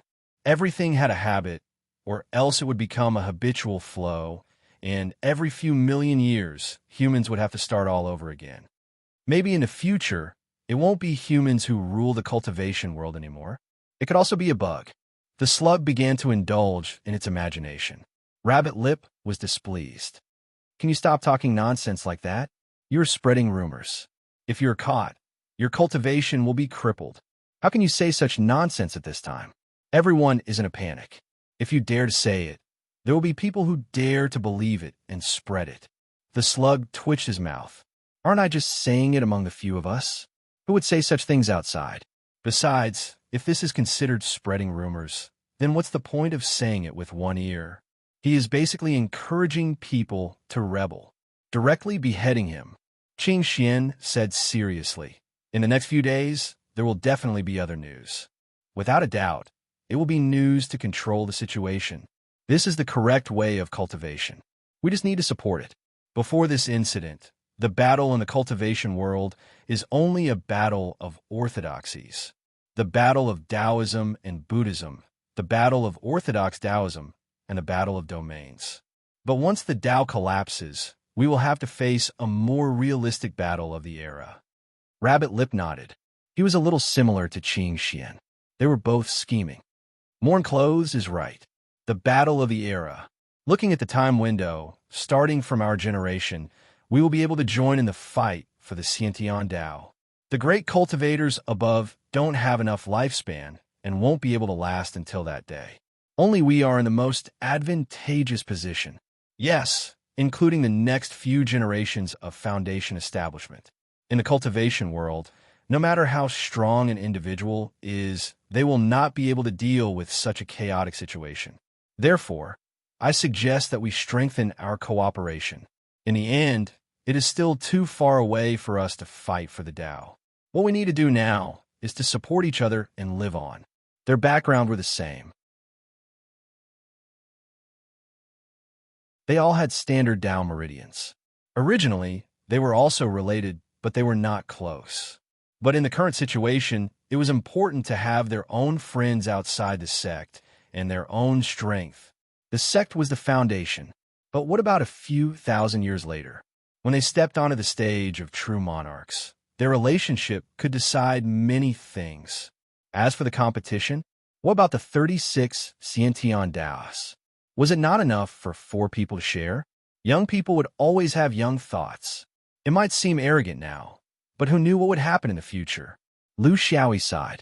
In the universe, at the level of Yuanying and above, the competition in the future will be very cruel. I'm afraid that we will never be able to return to the previous polite and peaceful situation. What we can see, they will definitely see even further. Who would be willing to withdraw from the battle of the Tao? The 4 sighed. The sudden change had disrupted everyone's cultivation arrangements.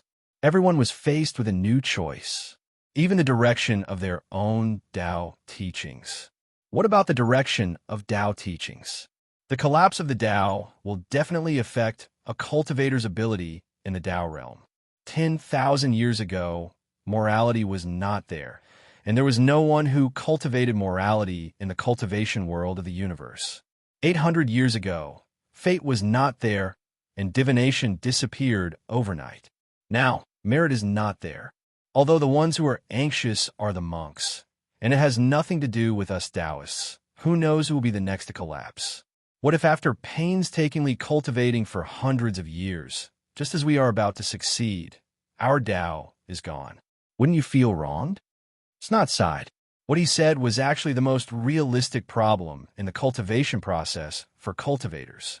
It was also a problem that they were about to face. Previously, when choosing the Tao realm, they only needed to follow their heart and let nature take its course. Now, they had to consider whether this thing would still be there after a few years. The key was, what order was there to speak of? Not to mention them. The small Jean Dan, even the immortals of the immortal court would find it difficult to guess which Xiantian Dao would collapse next. Which sect has the approximate order of the last era? Lu Xiaoyi asked a stupid question. Snot was disdainful. Please, can you grow some brains? The last era was more than 4 million years ago. Not to mention the 9 upper sects, even the existence of the Zhouxian upper realm is a problem. Where can we find the ancient books?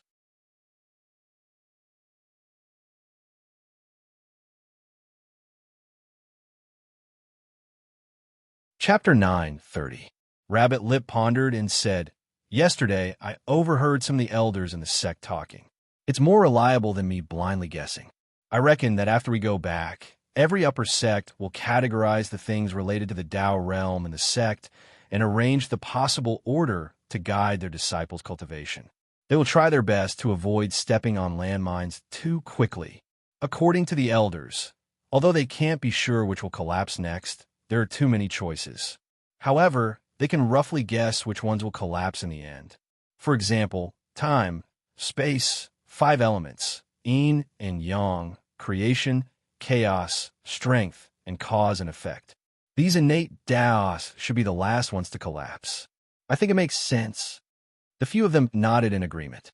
The innate Daos mentioned by Rabbit Lip were the cornerstones of the human cultivation world. It was hard to imagine what a cultivation world with chaotic time and space would be like. All the escape techniques and spells of major cultivators would be affected because there are no standards.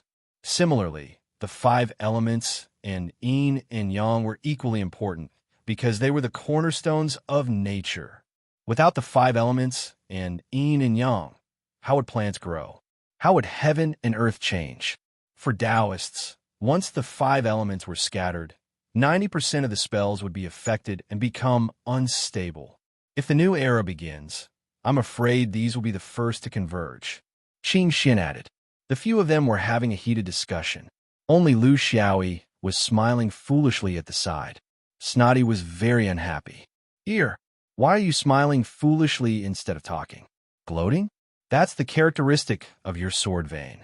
The messier the better. Lu Xiaoyi ignored him. This guy looked like Dafa, but he was actually very stingy. Ever since he lost thousands of spiritual stones in Upper Forest Valley, he had been giving him a hard time. Was there a need for this? I'm thinking about the story of groundless fears. Look at all of you. Those who know are the 4 Jean Dan chatting here. Those that don't know would think that it's the 4 graces who are giving pointers to the universe. The 3 of them glared at each other. Lu Xiaoyi leisurely said, What's the point of thinking so much? The direction of the Tao realm should be the direction of the Tao realm. Even if you want to cultivate moral destiny, there's no problem. Isn't it just the dispersal of the Tao? Don't forget that we are the ones who will converge the Tao in the future. You only want to avoid these great Taos now, but when you really reach that juncture, what are you going to do? It is precisely because they are scattered that we have the opportunity to work hard and reunite the Tao. Of course, he had to face the challenge head-on and not retreat. If you want to spend the rest of your life in Yuanying true monarch, then of course you have to stay as far away as possible. If you're still ambitious, then there is no need to hide. I'll do whatever I want. The 3 of them stared blankly for a moment. Then they all stood up and bowed to Lu Xiaoyi. This was a true cultivator. It was also the great path. Slug gave him a thumbs up. Ear, I've known you for so long, and you finally said something reasonable. Among the 4 of them, Rabbit Lip and Slug often went back to listen to the elders' latest judgments. When only Lu Xiaoyi and Qing Xian were left, they looked at each other, shook their heads, and smiled bitterly. It seems like what we're doing is meaningless. In the context of the collapse of the Great Tao, the Battle of Realms is nothing. Qing Xian was somewhat disheartened. They had endured here for more than 100 years, but they didn't expect to wait for such an outcome. My opinion is the exact opposite. It's because of the collapse of the Great Tao that the monsters have no scruples. That's why they are determined to take the risk. Chaos has arrived in the cultivation world. Those who have grievances will seek revenge, and those who have grievances will seek redress. Those who are ambitious will naturally give it a try. Those who were hesitant will not hesitate now, because the rules are also collapsing. At a higher level, the restrictions that have restrained the great cultivators for millions of years are loosening. Just like in the mortal world, before the new regime is established, it is the most turbulent and dangerous era. We don't have much time left. Qing Xian quickly regained his calm. This was not the state he should be in. What surprised him was that whether it was the possible conspiracy of Buddhism or the collapse of the great Tao, this swordsman maintained a shocking indifference. Could this be the tradition of the sword vein? After all, the disaster was most likely instigated by their sword ancestor. When I go back, I'll start trying to reach the upper realm. Jin Dan's position is too awkward. It's difficult for them to come into contact with the real truth. Moreover, I reckon that under the premise of the collapse of the great Tao, they may not be so tight-lipped about other secrets. With your cultivation, don't cause too much trouble. I don't want to shoulder all the burdens alone in the future. Lu Xiaoyi chuckled. No rush. Take it slow. Eat as much as you can. I don't have the resolve to save the world. You go up first and do more. I will cheer you from behind. Qing Xian glanced at him. He wanted to say something, but in the end, he didn't. This swordsman was right. The upper realm could never be achieved because you needed it. He was a little anxious. This year's Yulon Buddhist assembly was still meticulously carried out according to the predetermined schedule. Even if it was just for show, they had to show that everything was under control. It wasn't until half a month later that the Taoists began to leave. It seemed that they had reached an agreement with Buddhism on some issues. Lu Xiaoyi was only a little worried about Xia Bingji and Inya's breakthrough. At the juncture of the collapse of the great Tao, would it affect them? However, this was not something he could help with. He directly returned to Yao Ying. He could imagine that the swordsman brothers in Yao Ying had a vague understanding of the changes of the great Tao and their desire to know the truth. It was just like the students in his previous life who had failed in the college entrance examination. When the results came out, they were told that there were no more than 985,211. Only Lanxiang was left. This chaotic scene was only alleviated after he returned. In the 10 days in Wanfo continent, he was fortunate enough to listen to the seniors in front of him. In addition, there were 4 Jin Dan to supplement each other. It could be said that he had a rough understanding of the possible effects of the collapse of the great Tao. This understanding came from the 4 upper sects of Taoism, possibly including the 9 upper sects of the Zhouxian upper realm. Before there was more information, this should be the most reliable understanding. This helped to calm the restless hearts of the swordsmen. In the end, Lu Xiaoyi concluded, this is a bad thing, but also a good thing. It's a disaster, but also an opportunity. It depends on which aspect you think about it from. To us swordsmen, there is no need to consider the changes of the laws of heaven and earth that we can't grasp. We shouldn't be influenced by these changes. If you can't resolve your doubts after listening to my explanation and still feel anxious, then it only means that you don't have the heart of a swordsman. There must be an effect if there's a cause. I heard that we swordsmen were the ones who pushed down the great dominoes. In my opinion, this means that our sword vein has the initiative in this change of the great Tao. We are the participants, not the passive.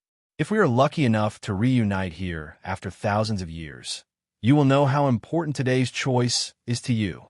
In this chaotic world, it's time for us to rise. However, you must have the most basic ability to participate. From the looks of it, Yuanying is just the beginning.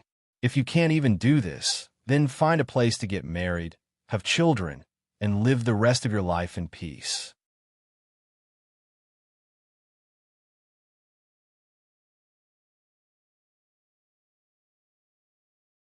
Chapter 9:31. The swordsmen of the shaking Shadowland began to chase each other to break through to the next realm. Actually, it wasn't just the shaking shadow swordsmen. The entire Jin Dan group in the upper realm of Zhou Xian also began to attempt to break through to the next realm. All of a sudden, the price of resources needed to break through to the next realm skyrocketed. Among them, the rare and precious items were even harder to find. Along with this, the price of building one's foundation also began to rise. The logic behind this was that since there was a possibility of change in the era, then it was inevitable that there would be a change in the spiritual items of heaven and earth. No one would think of increasing, only reducing. Under the push of the merchants, the price rose steadily. Only the merchants continued to accumulate wealth without stopping. Lu Xiaoyi felt that among the 36 innate great Taoists, there should be a place for the Tao of commerce. Even if these people didn't have a change in their great Tao, they would still rush towards Jindan, rush towards Jindan, rush towards Yuanying, rush towards Yuanying. But with this change, they became more anxious psychologically. He didn't know if this was a good thing or a bad thing. Lu Xiaoyi also couldn't tell, but he felt that a certain sense of urgency was necessary, especially for these swordsmen who took pleasure in the sword every day. They actually had a lot of time to allocate. He himself also began to work hard on the progress of his cultivation. The shocking shattering of the heavens at the Yulan Buddhist conference had shattered his cultivation to the late stage of Jindan. Regrettably, he didn't have time to compose a breakthrough poem, so he wasn't in the mood to do so now. He had already been stuck in the middle stage of the Aurus Core realm for many years. Now that he had the complete Big Dipper scripture, as well as the inverse space cultivation method from the constellation Osha Treasure Mirror, his cultivation progress began to soar at a rapid pace. Misfortune and fortune depended on each other, and fortune and misfortune hid within each other. Luckily, he had broken through the Danpool void barrier, which meant that such a barrier wouldn't appear again. This meant that he could boldly increase his cultivation without worrying about any hidden dangers. Whether it was the Big Dipper scripture or the constellation Osha Treasure Mirror, they were all top-notch, authentic Taoist teachings in the cultivation world. There was no problem in controlling the rhythm, and he could bravely advance. When Lu Xiaoyi immersed himself in cultivation, it was as if the entire Zhou Xian Upper Realms Jindan was immersed in cultivation as well. No one was stupid. What the four of them could think of in Wanfo back then, the other Jindan could also think of it. For Yuanying and Jinjuan. The most important problem was how to prolong their lives. Then he would take a step forward at the right time.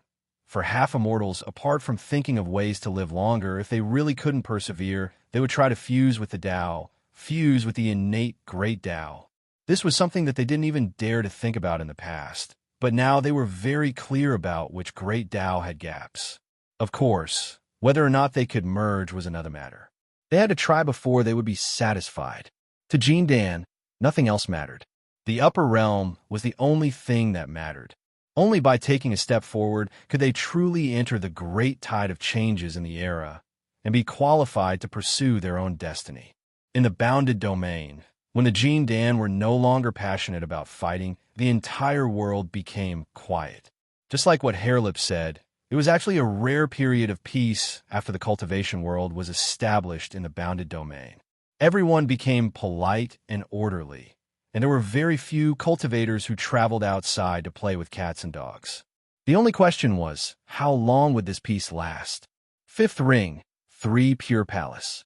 A handsome Taoist walked out of the main hall and bowed slightly to the Jinjuan who came to send him off. "Thank you for sending me off, martial uncle. The goods have been ordered, and the spirit has been paid. I shall return to the mountain now. Please go back, martial uncle." The Taoist smiled slightly. "Martial nephew Guangyao, take care. When I return, I will send my greetings to the Jinjuan in the dome. If you have time, the Sword Vein is always welcome to visit the 3 Pure Palace." Seeing that the swordsman turned into sword light and disappeared, Dragon Broker's expression slowly became cold. After a moment of melancholy, he sighed and turned back to the 3 Pure Palace. In the palace, there were several Yuanying immortals standing solemnly. Dragon Broker was reading the files by himself. Several Yuanying immortals stood solemnly for a long time. They couldn't bear it anymore. One of them stepped out, saluted, and asked, "Martial uncle, 500 kilograms of Xinjiang Gung essence." And it was already refined. How could it be sold at such a price? The Xianyuan Sword Sect's receiver crystal production on Hassastar was only this much. Are they sure that they can beat us?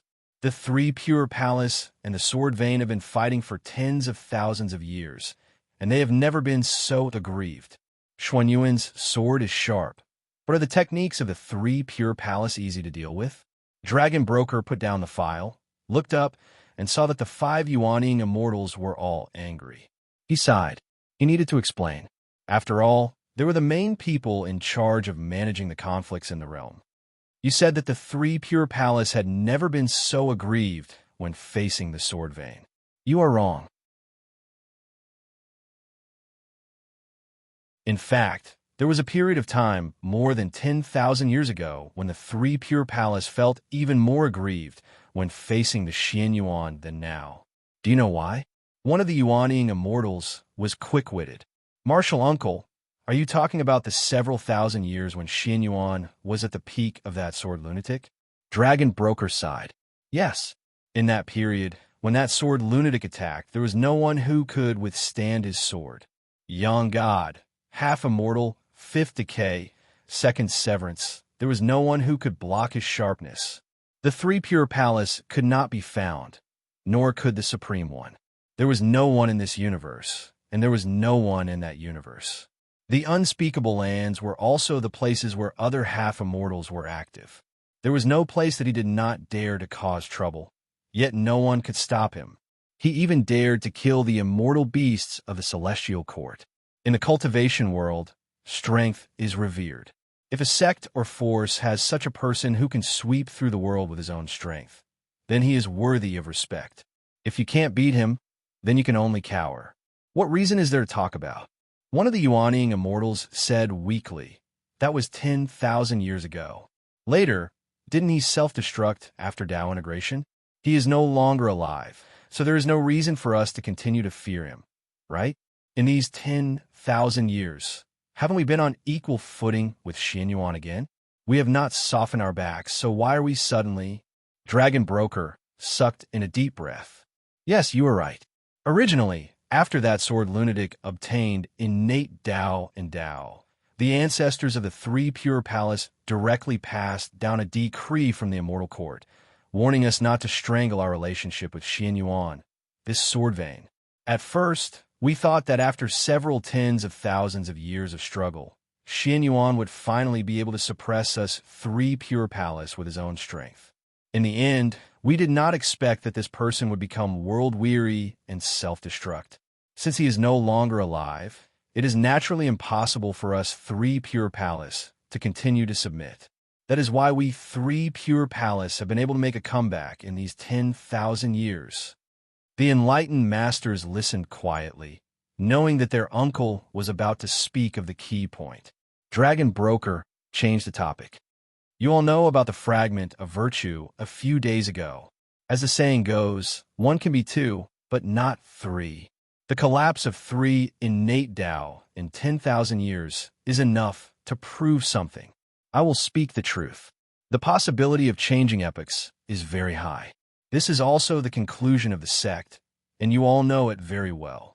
What you all do not know is that since changing epochs could be a trend, then, as the initiator, that immortal who is the first to shatter Tao and Tao, his heart is worthy of death. Can you still think that he is merely world-weary? Our five-ring, three Pure Palace has a deep understanding of this person. Regarding his past, not even a single scripture pavilion can contain it. After 10,000 years, countless great cultivators have been studying his path to immortality. And the more they study, the more unfathomable it is, the more terrifying it is. With the fragment of virtue, all the true monarchs unanimously believe that this was the true intention of that sword lunatic. How is it world-weary? He has played us all. He has played the mortal world and the cultivation world. He has also played the immortal world. If this inference is correct, and he is not world-weary, then what is this person's next move? Think about it. That you're tuning in to the Warrior Lore YouTube channel. Don't forget to subscribe and join us on this journey to catch the most captivating stories.